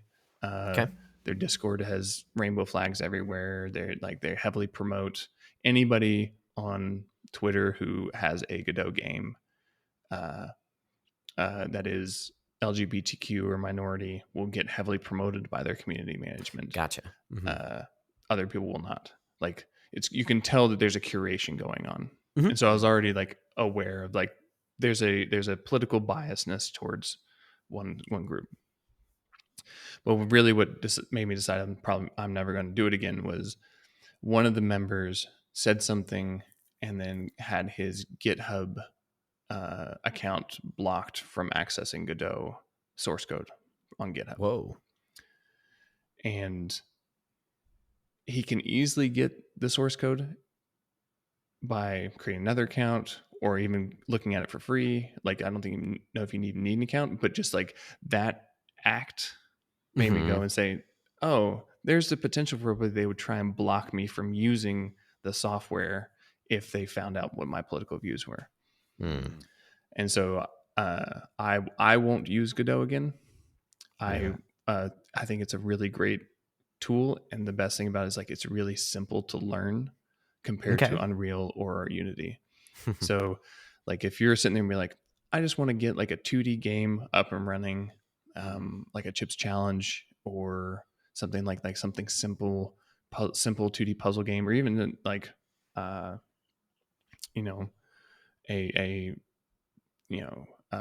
kind of like a Vampire Survivors kind of clone. It would be a little more difficult. Vampire Survivors is more complicated than it looks, but you can get something up and running much quicker. like I've recently started dabbling in Unreal again, and it takes me like, a couple hours to get things working in Unreal, as opposed to what feels like a couple minutes in Godot. Wow. Okay. But 5 months down, excuse me, 5 months down the line, the way Unreal makes you develop will make development better 5 months down the line versus Godot's just Okay. kind of like freewheeling. Yeah. Well, and I was gonna say too, like even from what I understand, Unreal does have like now, and there's the issue, but like the pre-built assets Mhm. as well too, which Yeah. I actually I think you were the one who retweeted it, but like about a game that somebody made and they just all they did was like reuse assets from within Unreal, and people didn't even know, and they were like, "Yeah, Yeah. well, we changed like one or two things, like the color or the way, Yeah. or They, whatever." they put a shader over it, everything. Yeah, and it And just was people were like, so mad when they found out. and like Hmm. when I saw that, I was like, "That's kind of like brilliant." Yeah. Like, and it's not to like listen, it's the Unreal assets, and I have no idea on the quality of them. But if you know that like art isn't your strength, and you can throw in you have these pre-builds, and you can sort of like tweak that and play with that. That's a really clever solution, you Mm-hmm. know. Especially for like a one or a one man, or even just like a smaller dev team that may not have the budget. So that's it's something where and I'm not trying to throw any shade at your artist. It's like Oh, you did that's a a good job. lot of work to do, and it just kind of it does sound to me like when you were sharing the story, is that like scope creep, just like it not even scope creep, but it was just like it sounds like up front you were like, oh yeah, I can probably handle this, and it was like, oh, there's so much there was so much more that sort of like kind of got away from you in that time. A little bit. It was. I honestly think that if I'd found the artist uh, when I first started Yeah, and started then, um, and also like you know uh, put on a tighter schedule kind of thing, I honestly think that 3 acts would have been doable. Like I don't think that Okay. so when I estimated my estimation of time frame, I think was actually pretty accurate. Um, if I underestimated how long it would take to find an artist and underestimated and how get the long individual assets would take to make. yeah. Well, yeah, and I guess that's kind of what I was saying. Is like it was like when you hit that snag, that kind of Yeah. threw everything else sort of like your timetable went out the window. Yeah. Yeah. So, but yeah, Yeah, and there's a no. combination also. So I quit my job at An Exile in like late September 2023. Okay. Started development on the studio like October 1st, basically, and then 2 weeks later, um, my wife was graciously. It was a wonderful thing of her boss to do, but my wife was told to go home and be with the kids, and her services were no longer needed. And like he was very generous with everything, like and like if she ever wants to come back, he'll be happy to have her back. But it was just like she was feeling stretched too thin between kids, being a wife and working full time, and so we went from like an expectation of X amount of income to Sure. I no longer had a job and she no longer had a job. Yeah. Wow. So that also played a part into it. Also, it was like I couldn't like be like, oh, I need to throw in a little bit extra money at this. It's like no, I had to be very tight fisted about all of my assets and stuff. Yeah. Yeah. Well, so I mean, what are some of the biggest takeaways for you? Lessons? Just it sounds like you're not done.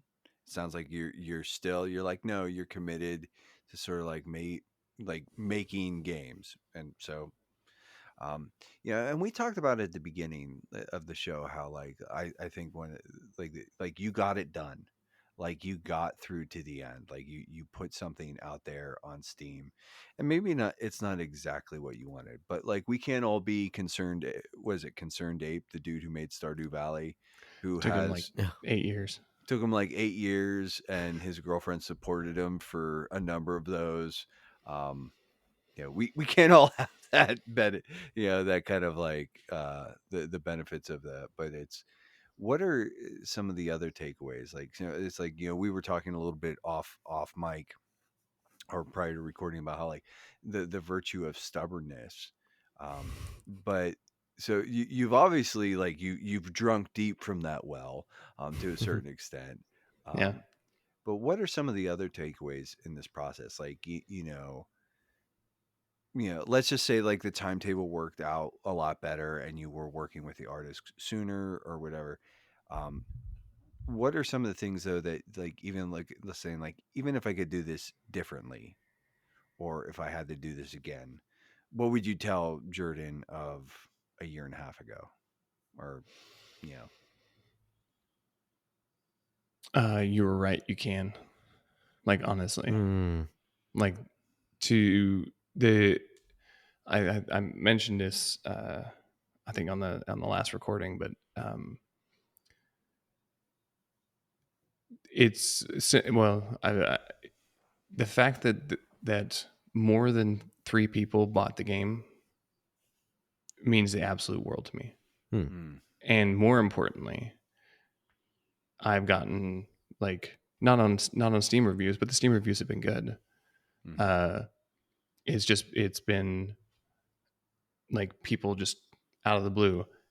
I had a friend of mine from Idaho. He sent me a text with his son playing it.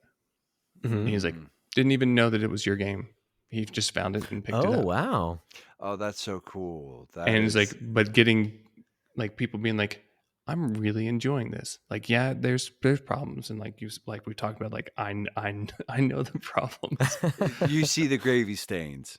Like Yeah, you probably see you see all the things that other people probably don't see too. yeah, and I know it. Like, there's a common trend that I never really understood before in game dev when I was working in AAA. It's like a lot of it feels like you're you know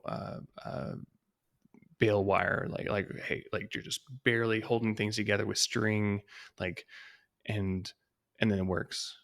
And then it's like it feels like that with a lot of the, like, it's not it's not bad code, it's not great code, but it got it done. And Mhm. It's there's a dare I value. say it's serviceable. It's exactly, it's serviceable.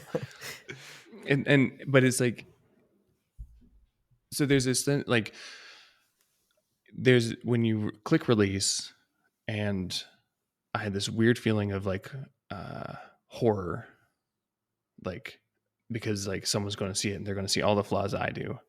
And there's like, you're putting a little bit of yourself out there. Mhm.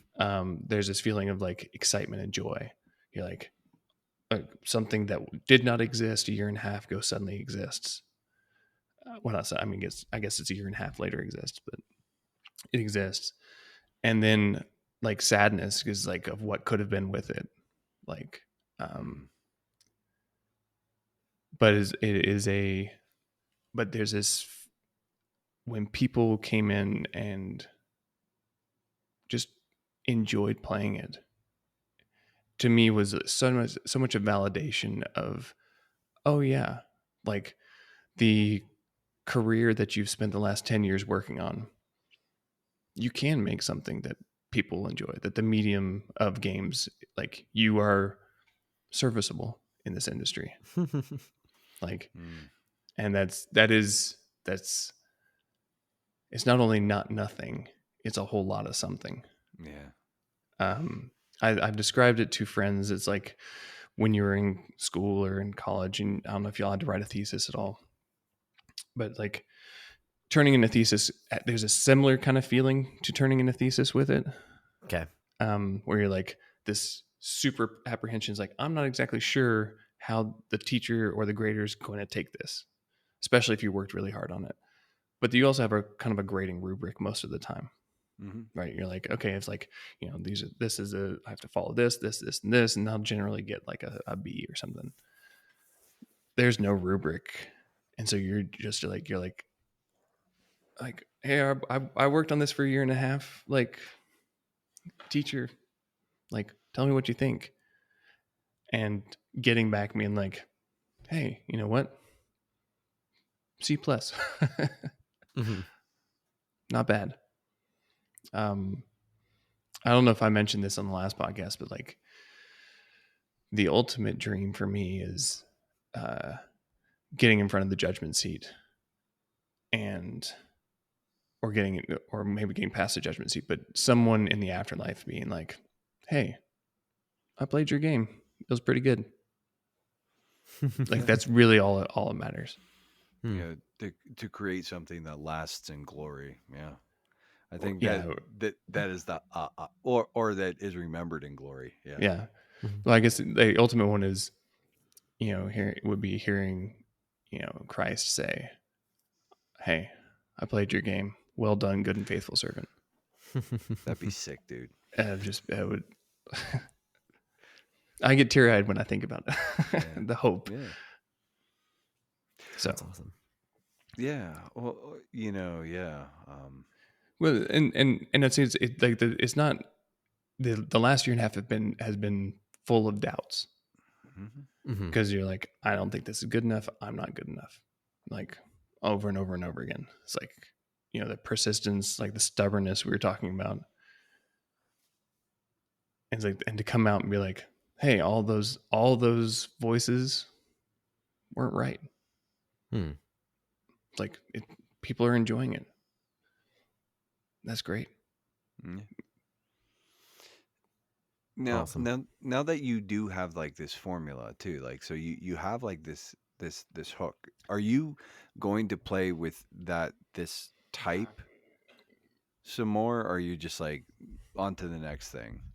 Yeah, on to the next thing. So I chose roguelite or roguelike because it doesn't have meta progression, so it's more roguelike.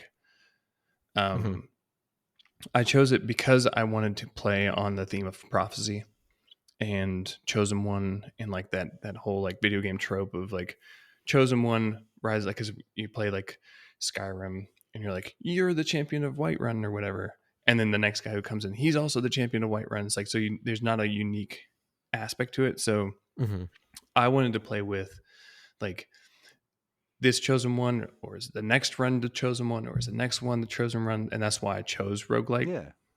Okay. So I think that game devs will be better suited figuring out like a theme story and then choosing the genre from that, rather than saying I want to make a roguelite. It's like you sit there and go, okay, what do I want? How do I want my players to interact with the world? What's the best way for this to happen?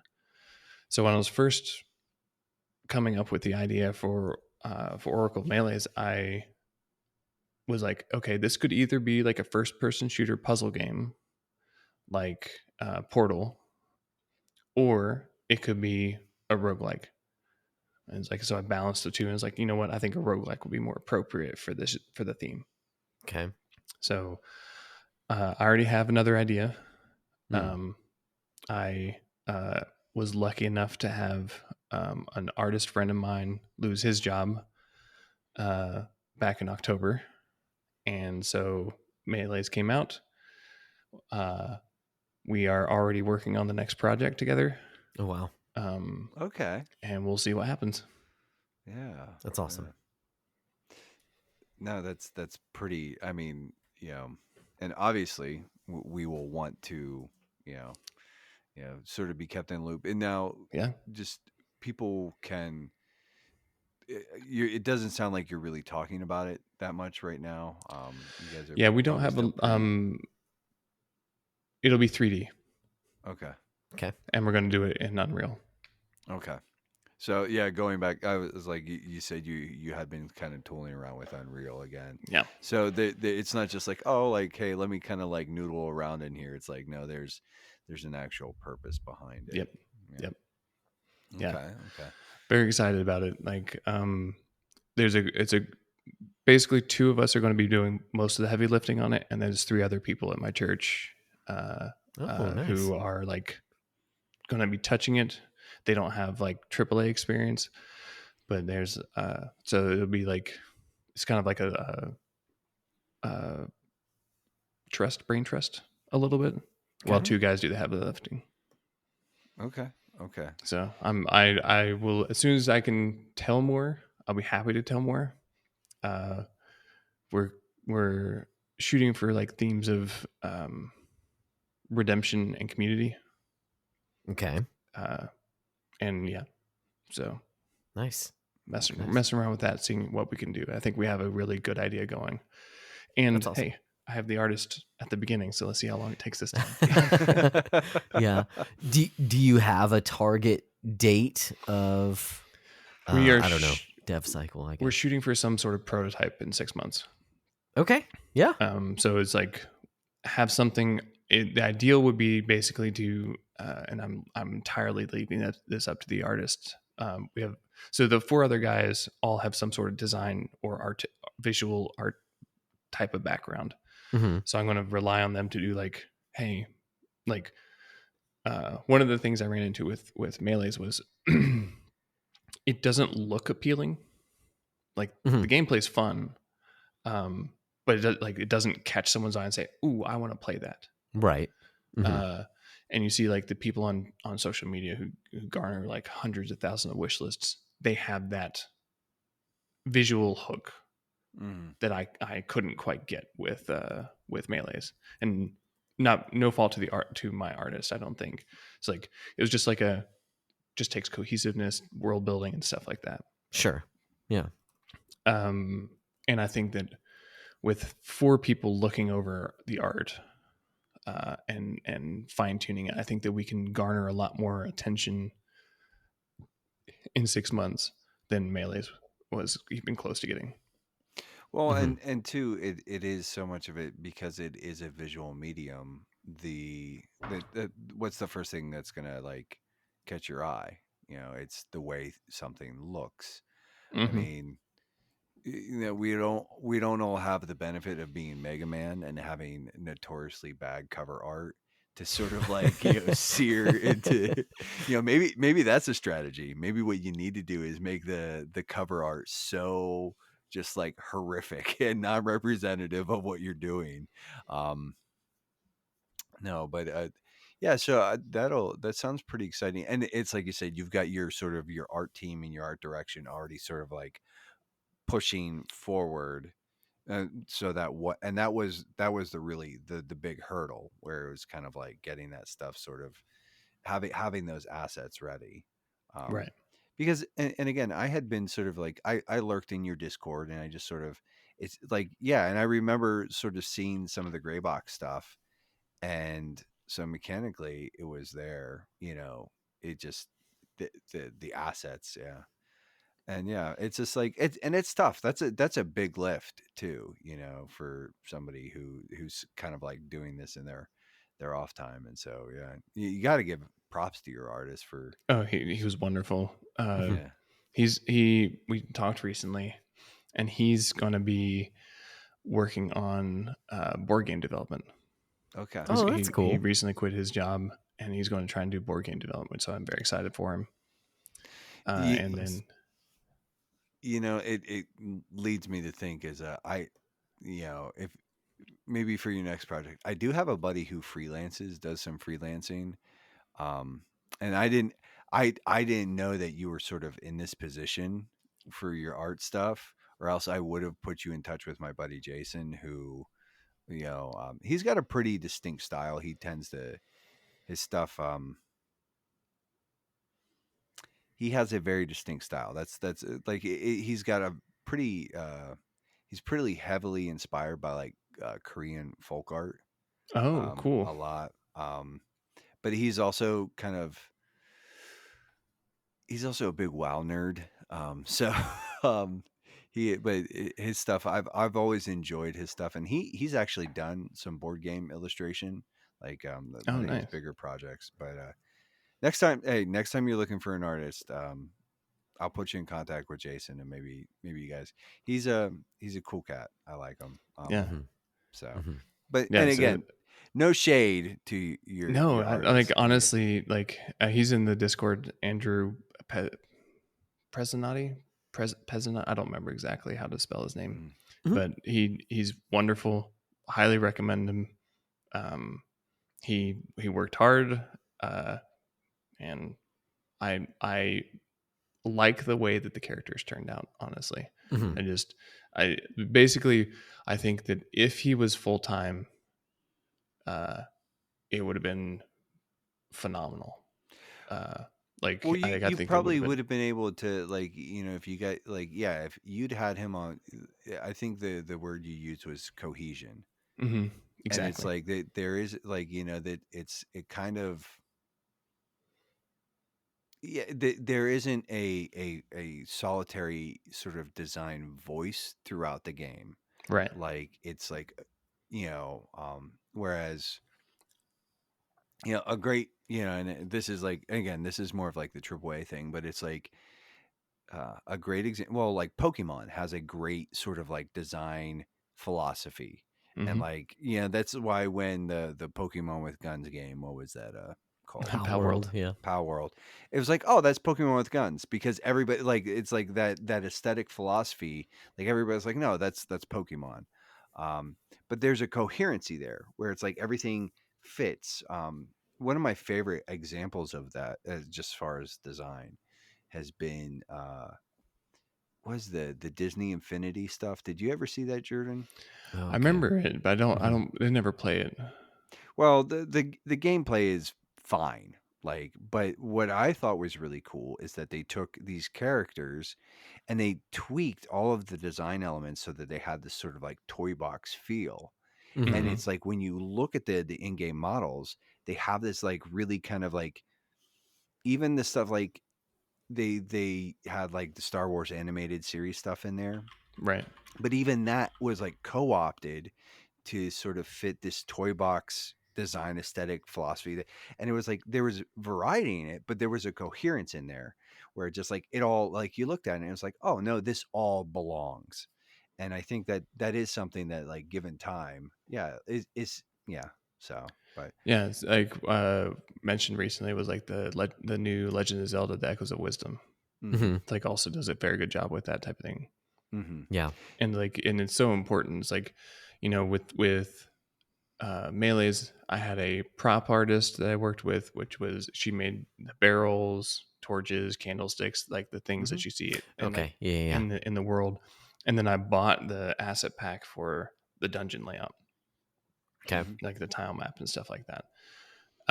So it's like I had 3 different artists who had no communication with each other. Sure. Yeah. That I'm sitting there trying to run shaders to try and get them to make them feel like they're more closely related and stuff like that. But it was a wonderful experience for me. That's awesome. That's good. Dude, well, and it sounds like too, like, that you learned, I mean, just like, even sort of not just like getting through it, but like the whole process from stem to stern. It sounds like you sort of, like, I like where you were talking about, like, I didn't, when you said this line, and I really thought, it's like, I didn't understand what other coders and programmers said, is that, like, it's like, it's not good code, but it's code, and it's kind of, it's being held together, like, it's the string, like, around the bale of hay kind of thing. And I just like, I think, honestly, I think that that kind of experience is always invaluable. um Oh yeah. that, obviously, do we want to, like, I think everybody wants to, like, smash it out of the park the first time, right? Like, the first book somebody writes, they want it to be like, they want it to be the next great American novel. The first album a band records, they want it to be like, they want it to be Weezer's Blue Album, right? It's like, They whatever want it it to is. suck. dude. Oh, I'm sorry. Them is fighting words, friend.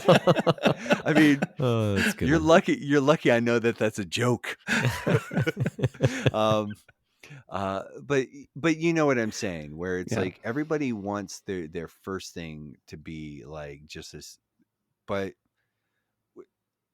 I think there's an importance in sort of learning from missing the mark, that like because it didn't land exactly where it wanted to. Okay, so it's like, and I would like here's what I'm gonna say. I hope that someday, just even hearing that original vision for it, I hope that someday you're like, you know what, I'm gonna come back. I'm gonna do like The the remaster. the remaster, the uncut version or whatever, the Dude, directors. just chapter 2, chapter 3. I You think like of yeah.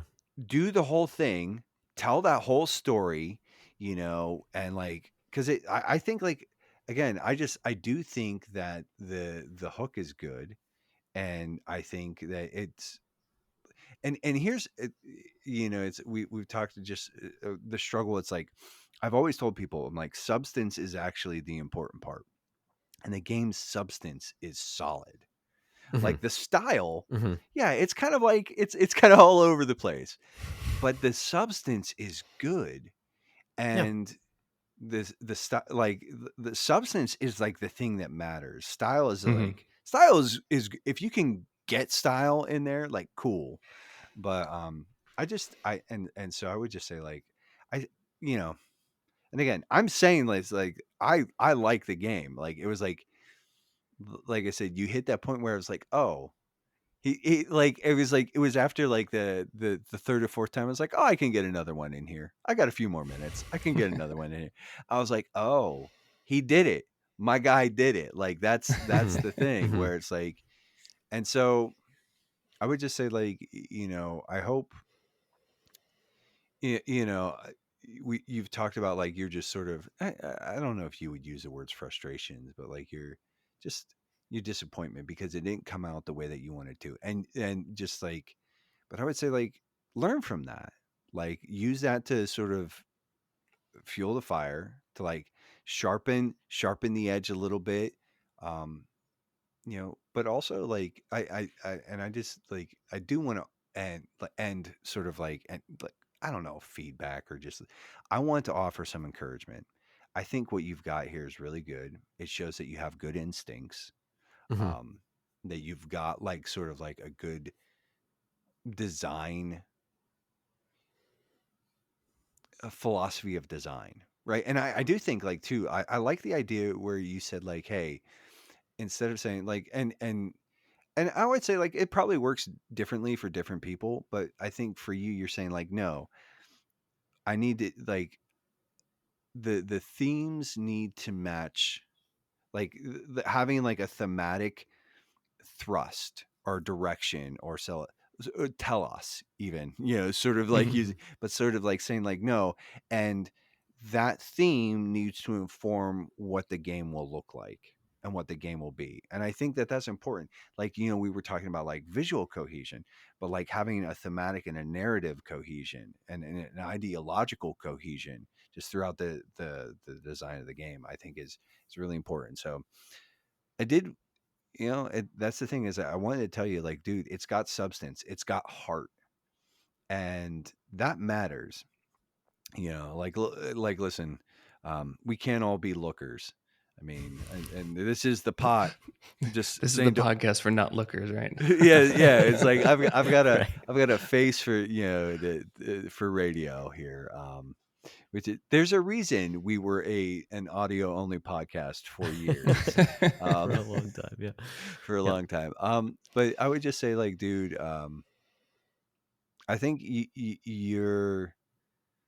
It's it's interesting to see that this is your first step, and yeah, it didn't land exactly the way you wanted it to, but when you got it out the door, and I think too, like, it's just that, like, I think it takes a lot of humility to, like, like, I doodle all the time. I do not show any of my doodles to almost anybody. Like Mhm. occasionally there's like a piece where I'm like, well, I don't doodle as much as I should anymore, but it's like I don't show nearly as much of my art to anyone anymore. And so there's like a humility, I think, in just sort of and an honesty and just sort of saying like, this is the thing I made. Is it perfect? No. Is it everything I wanted it to be? No. But it's here. And sometimes I think that's more important than getting it perfect. You know, that it showed up. Oh yeah. Oh yeah. You know, it's I had a friend years ago and they and he told me a story about how him and his wife, they always talked about starting like a little gym in their town. And they Mhm. never did it and they never did it and they never did it because it wasn't going to be perfect. And then somebody else started a gym in their town And and it it wasn't wasn't perfect. perfect, but it was there. And I Mhm. Mhm. think that sometimes like that's we like especially in today's culture, we kind of overestimate that. Like or it's like or we forget about not overestimate, but we forget about that lesson. That it's not always like perfection perfection is a lie on this side of glory, right? Mm. But um, I think you have something good here. I think you again you have good instincts, and I hope that you sell more than 50 copies. I hope you like you know listen. I hope people check this game out and have fun with it, and I hope that you keep taking encouragement with it from that because like it is good. Is it perfect? No, but it's good. It's clever. It's hooky, and it's got heart. And those things matter more. Like how many AAA games have we seen that like they look amazing but they've got no soul? I mean, BioWare's kidding. dying because of one of them. Yeah. I wasn't gonna name names. I wasn't gonna like throw, but that is just one example.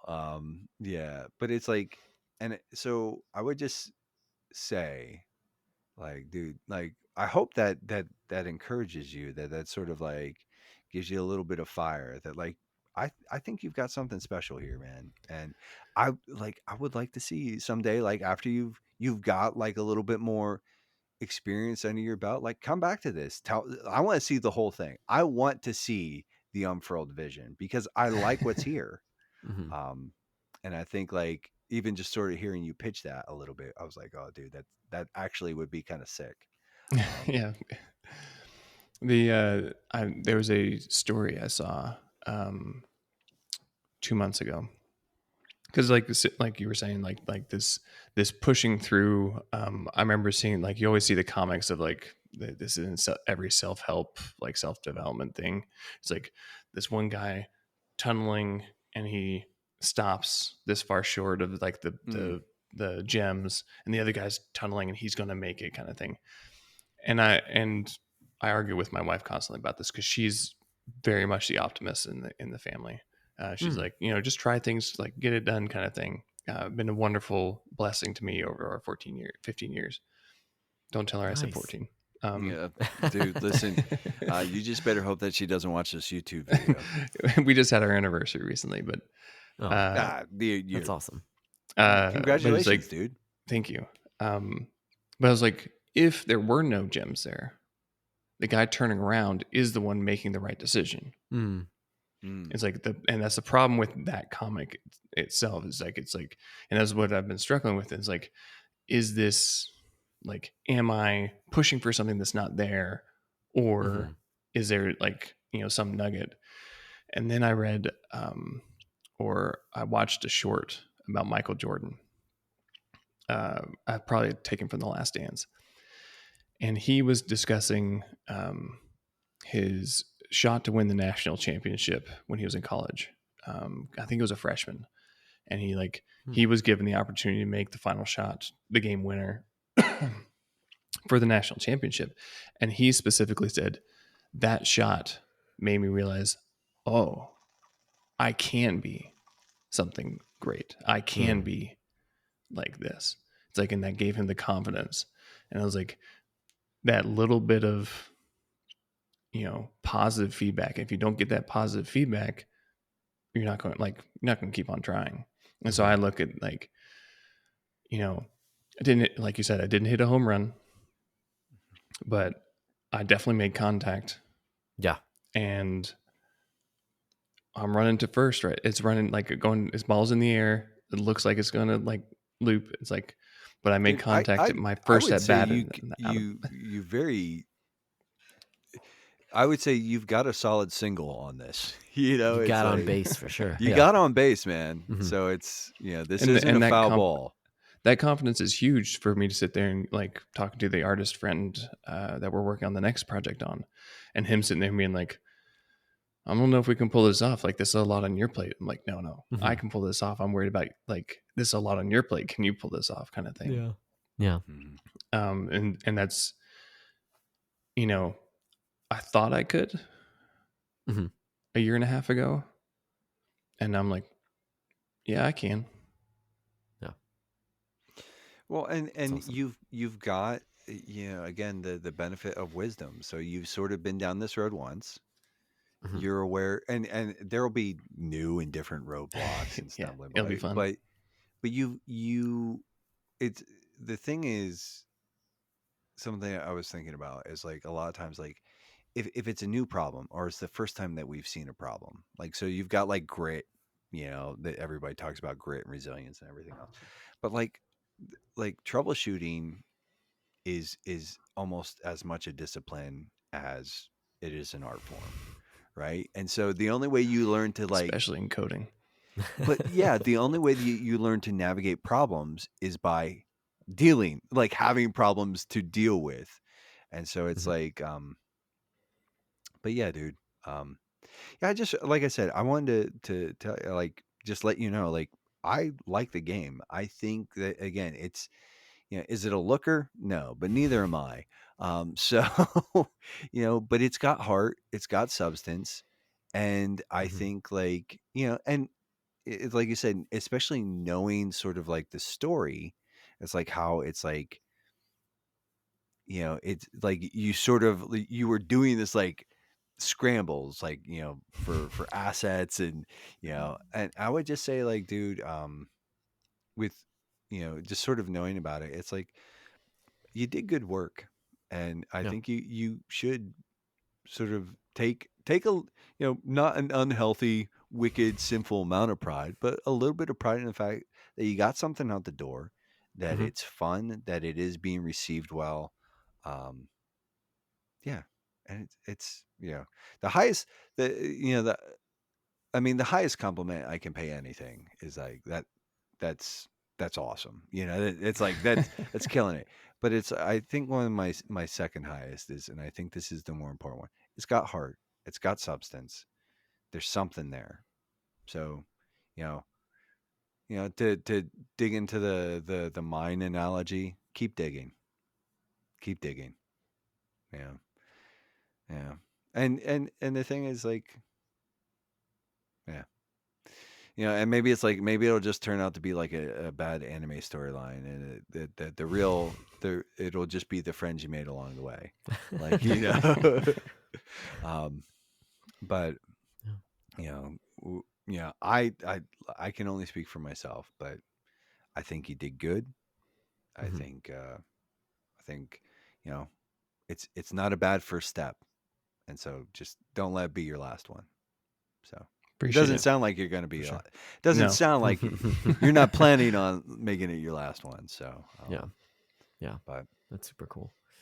Yeah, I don't mean to belabor the point, but even just like finishing and pushing publish or whatever it was, sell. I don't know what you push on Steam, but like actually sending it out there, I think speaks a lot to, just because because you've said multiple times, like, you see all the problem areas, and even that people haven't pointed out, when you look at it, you recognize that it's imperfect. And so if you have that perfectionist tendency, that's a reason not to to just throw up your hands and be like, no, shelve it, not let go anyone back else to see AAA. it. Right. Yeah, exactly. And so the fact that you did move forward and you pushed through and you published it for everyone. I'm just thinking, like, if you had shelved it, how much less you would know going into your next game. You know what I mean? Like, because I know creatives that, like, they work on something for a while, they shelve it, and then they move on to something else, and it's like without ever actually finishing. And I think the finishing, even though it's imperfect, even though you recognize, like, it's not all that you want it to be, there's something really special about putting it out there, but also you learn so much from putting it out there. And, whether it's someone being upset at it and taking your lumps, whatever, okay. But also you see, like, you might have a tendency of not seeing the good that's there, not seeing the because you can't see past all the imperfections. So Yeah. it sounds like you've gotten some good feedback. I have. So it's just cool to hear that, like, you've gotten that from publishing it and not giving up. So yeah, super stoked for what's coming next, and I'll continue to play it. So Yeah. thank you. Thanks for making it, dude. Thanks for hitting release. There you go. Release. There you go. Yeah. It is released and- on Steam. Okay. There you go. I said it takes a certain amount of humility. I think it also takes a certain amount of bravery to, like, put the thing out Yeah. there. Mm-hmm. And that's not to be undersold either. So, like, well done, dude. Yeah. Well done. Yeah. Yeah. We dig it. So we dig it. Are there any thoughts, or is there anything else that you wanted to get off your chest, before we sort of, like, land the plane here, Jordan? Or or just anything that you wanted to share, like maybe an interesting anecdote, like anything that we might have missed.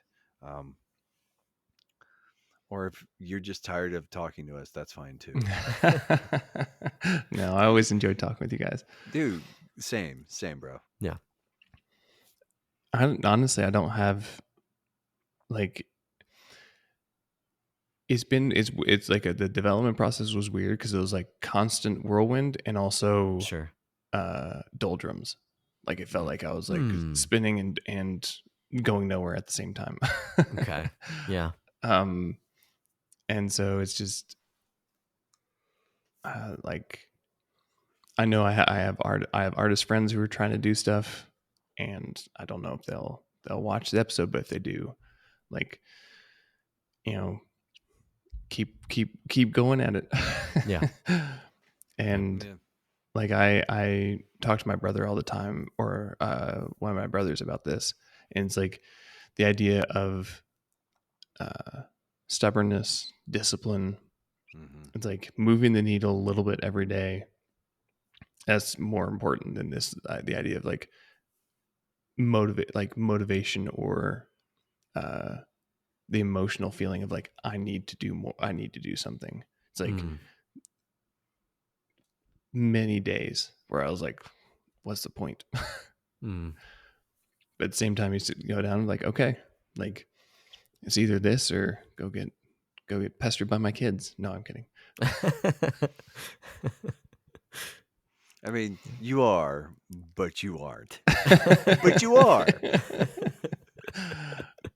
No, it's they would come down every now and then, like usually around like 4:30, because I would get off at 5, and or stop at 5.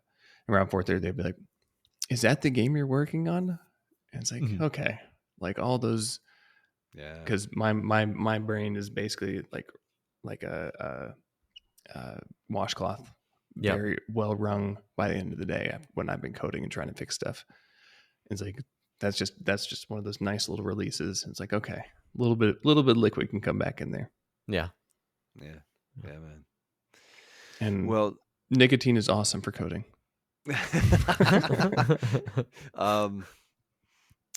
Dare I ask your preferred delivery form? I've gotten into pouches recently. Oh, okay. I tried a Zyn pouch the other day, and I was like, "Oh my!" Yeah. it was, and apparently it was like the heavier one. And Oh I'm no. no stranger to nicotine, but it was like it gave my tummy a little bit of a. I was Yeah. like, oh, It'll put you on your butt. yeah. That was like when I don't eat and I smoke like a CAO 660. Mhm. Like it was like a big chonky boy, and I was like, oh, like as soon as it started like getting that way, as soon as my stomach was like, hey, what are you doing up there? I was like, nope, we just pulled, like, nope, Yeah, you pull it out and go. get this thing out now. Yeah, I got introduced to them last January, Mm. and it was like, and I bought a packet, and I spent a month just kind of being like, no, like just looking at it on my desk, and then one day I was like, okay, and like the first one was like 10 minutes, I was like, nope, I'm done. Yep. It's But yeah, I always love a cigar for discussion. So I advocate like a Mm. lot of people don't like nicotine as a stimulant, and I listen.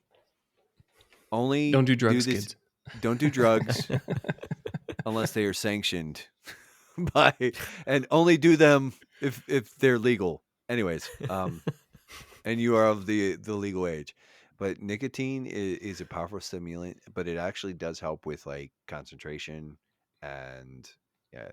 Hmm. But it's sometimes it is riding the razor's edge there. I was a 2-pack a day smoker for like 10 years, 12 years. Wow. So, and I do feel like when I was smoking 2 packs a day, I was probably at my most creative. I was also at my most broke and my most insane. So, I would not recommend that as a general rule, No. folks. Getting addicted to things is a problem. So, but Jordan, just wanted to thank you for your time here, man. But Yeah. I do think it is time for us to land this plane. It is very late. I am very tired. I think Josh is tired. I imagine you're tired. My kids get up at 6, so Yeah. My little man he's getting up in the very foreseeable future at this point. So, but Josh, we do have a few forms to sort of like close out the night. Jordan, feel free to weigh in if you want, but yeah, but that's true. So we do have a few forms, and I think well, one, do we have any shout outs? Or do you have any? I have a shout out. Do you have a shout out? Okay. I have 2 shout outs if you don't have any. Wow, 2. I mean, I do have one. It has to do with as of this recording. I don't know. I can't think off the top of my head of when it's actually gonna be released in a little while. But anyways, it will be by the time that you are hearing this. So right now, effectively for you, not for me, but for you, right now, the Techno Funk Boys, not you, the listener, you. Oh, them I'm talking to in your ear. Them. I'm listening to you right now, though. Them is so not for us. My shout out is for the Techno Funk Boys new album. Okay, it's out. Go get it. So that's my shout out. Yeah, that's a pretty good shout out. We like Paul. We like his stuff. Yeah. I have 2 shout outs. One is our friend and our guest. He's a bang up dude. But we gotta give, like, Mark Erickson made introductions, and so I think we gotta like give Mark a little bit of flowers here for like, saying, hey, I know a dude that you guys should probably talk to, and then appreciate that. So shout out to you, Mark. Talk for 11 minutes, so he should be on your podcast. 11 and a half minutes. 4 hours later. 4 hours later. And just a general shout out to just Jordan and his work, and just for hanging with us.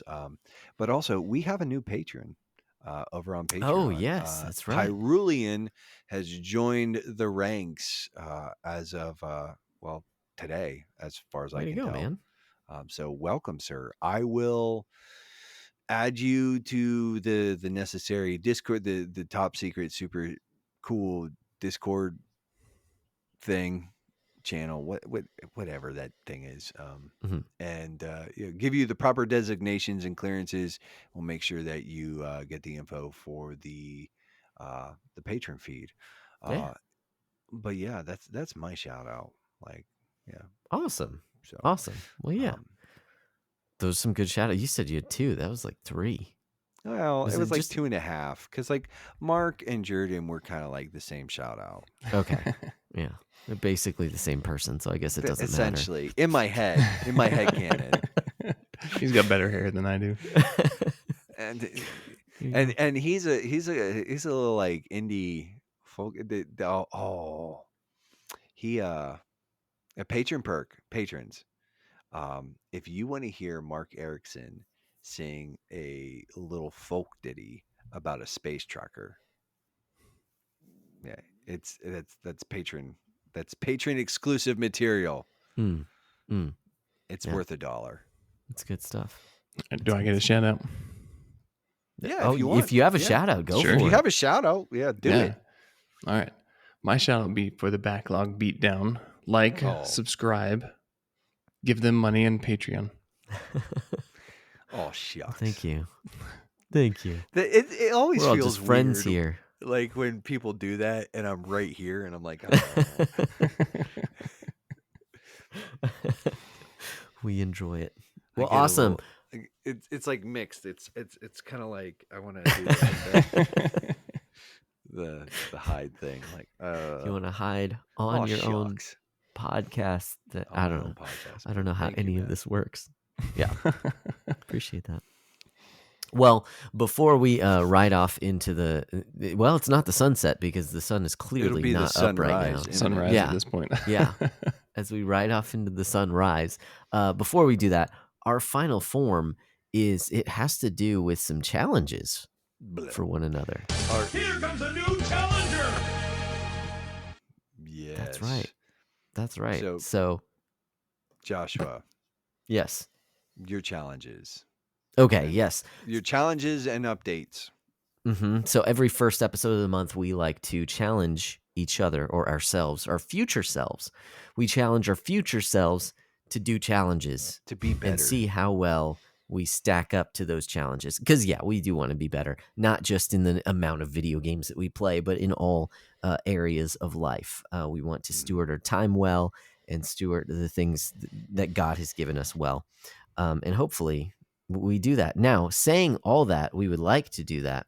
But my update is not that I've done very much or that I've gotten any better over the past month. So I wanted to get more intentional about memorizing scripture.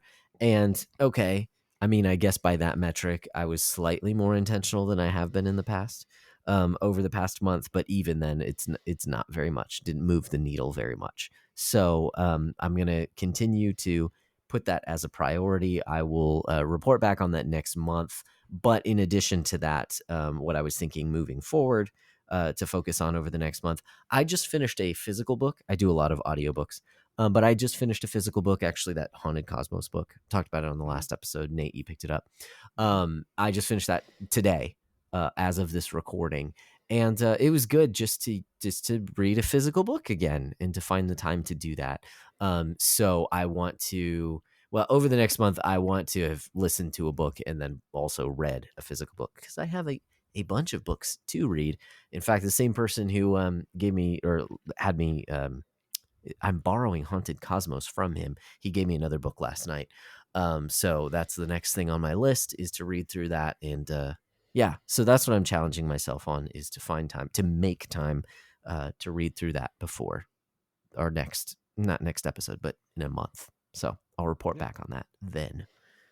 May I offer a suggestion for scripture memorization? Yes. What is your suggestion? I have found that if I write down the verse and just write it once a day, I actually memorize it. Okay. It's Nice. like just, and then so after like day 2 or 3, I start trying to do it from memory. But there's something about the act of actually writing that imprints it on your brain. I like that. Look I like that. term I buy look term journals, and they have a slogan. It's Minken. I think I don't speak German, but I think it's Ah, Minken mit der Hand or something like that. But it means thinking with your hands. That Hmm. writing is thinking with your hands. nice. And there's I've noticed for myself even there's a correlation. If I write something down, it gets a lot stickier, like Gotcha. exponentially stickier. Um, so Nice. that Is is that why that, Bart Simpson always I writes think I think that's why. stuff But down? the He's reason I memorizing. thought about it was like thinking about the monks transcribing Mm. the scriptures back in the day and being like, Yeah. oh, I bet they like that's one of the reasons why they really knew it. yeah, Yeah. for Yeah. real. That's quite an endeavor. That's That's intense. pretty Well, good. thank you for that. Yeah, Oh, that's a that's a good recommendation and good addendum. mhm. For my challenge update, I also sucked. Um, I I have this desire to just pray through the Psalms Mhm. every month, and it is just I will go in I go in fits and starts. And so it's like I'll be good for like 3 days, 4 days, and then it'll like something will happen and it'll throw me off. And then it takes like a week, and then I get back into it. And it's so part of it is just like keep getting on the bike. This is important. Yeah.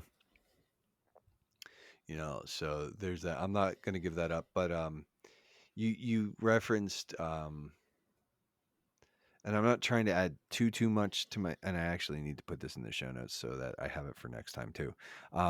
But I got a book. I buy lots of physical books, and I don't read them all the way that I should. But I need to start. Uh, I bought a book called Strong On, and it is basically sort of a guide to working out effectively with a kettlebell. It's got some Mm. kettlebell workouts and stuff in it. I can't lift anymore. I can't do heavy lifting because of Okay. the eczema on my hands. It's too much. Mm. But kettlebell training is kind of like it's like the Swiss Army knife of training, where it's like, is it as like, am I going to get the results that I would if I power lifted again or just did any like heavy weight training or anything? No, but it's better than nothing, and it's pretty good, And Yeah. so I'm never gonna have 18-inch arms again. Um, I don't think I ever hit 18. I think I hit like 16 at one point in time, 16 and a Mm. half. I had some pretty beefy biceps. Will I ever get those again? No, um, but that's okay. Um, but I do need to start just sort of being a lot more mindful with just like physical stewardship as well. Mhm. So I need to start doing. I pray the Psalms, lift heavy things, and Mm. hit -10. Big picture though, big picture is that I'm at -3. I just want to hit -10 at some point in time in the season. That's it. Mm.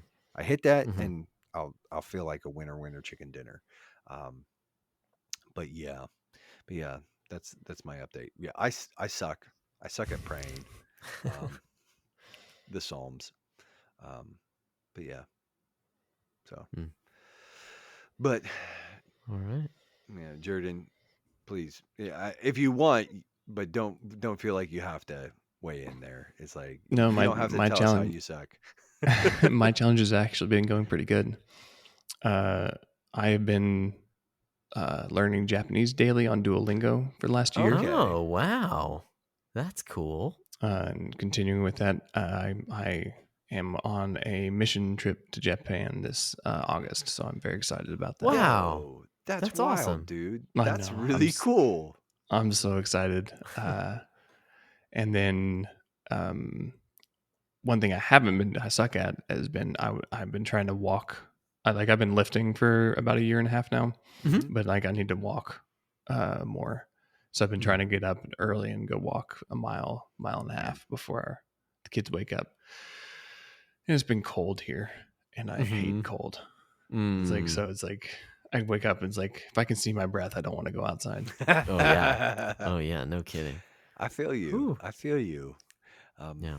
Unfortunately, I don't have that luxury. It's like People need their Amazon crap in their mail. So, Yeah. but Yeah, there's probably maybe a 2% chance that happens tomorrow, Actually, or well, later today. At this point. like, listen, we hit my scheduled day off, so like the only Nice. thing I got to do is like get up with the boy and make sure he doesn't die tomorrow. There you So, go. There you go. But yeah, so that's all I got. That's Awesome. all you guys got. I think this is a Cool. good place to just call it a night. But Head out. again, Jordan, thank you for your time. Mhm. Good, like thanks for making Oracle, man. It's fun. It's a good time. Mhm. Hopefully, just like this show was. But that being said, I'm tired.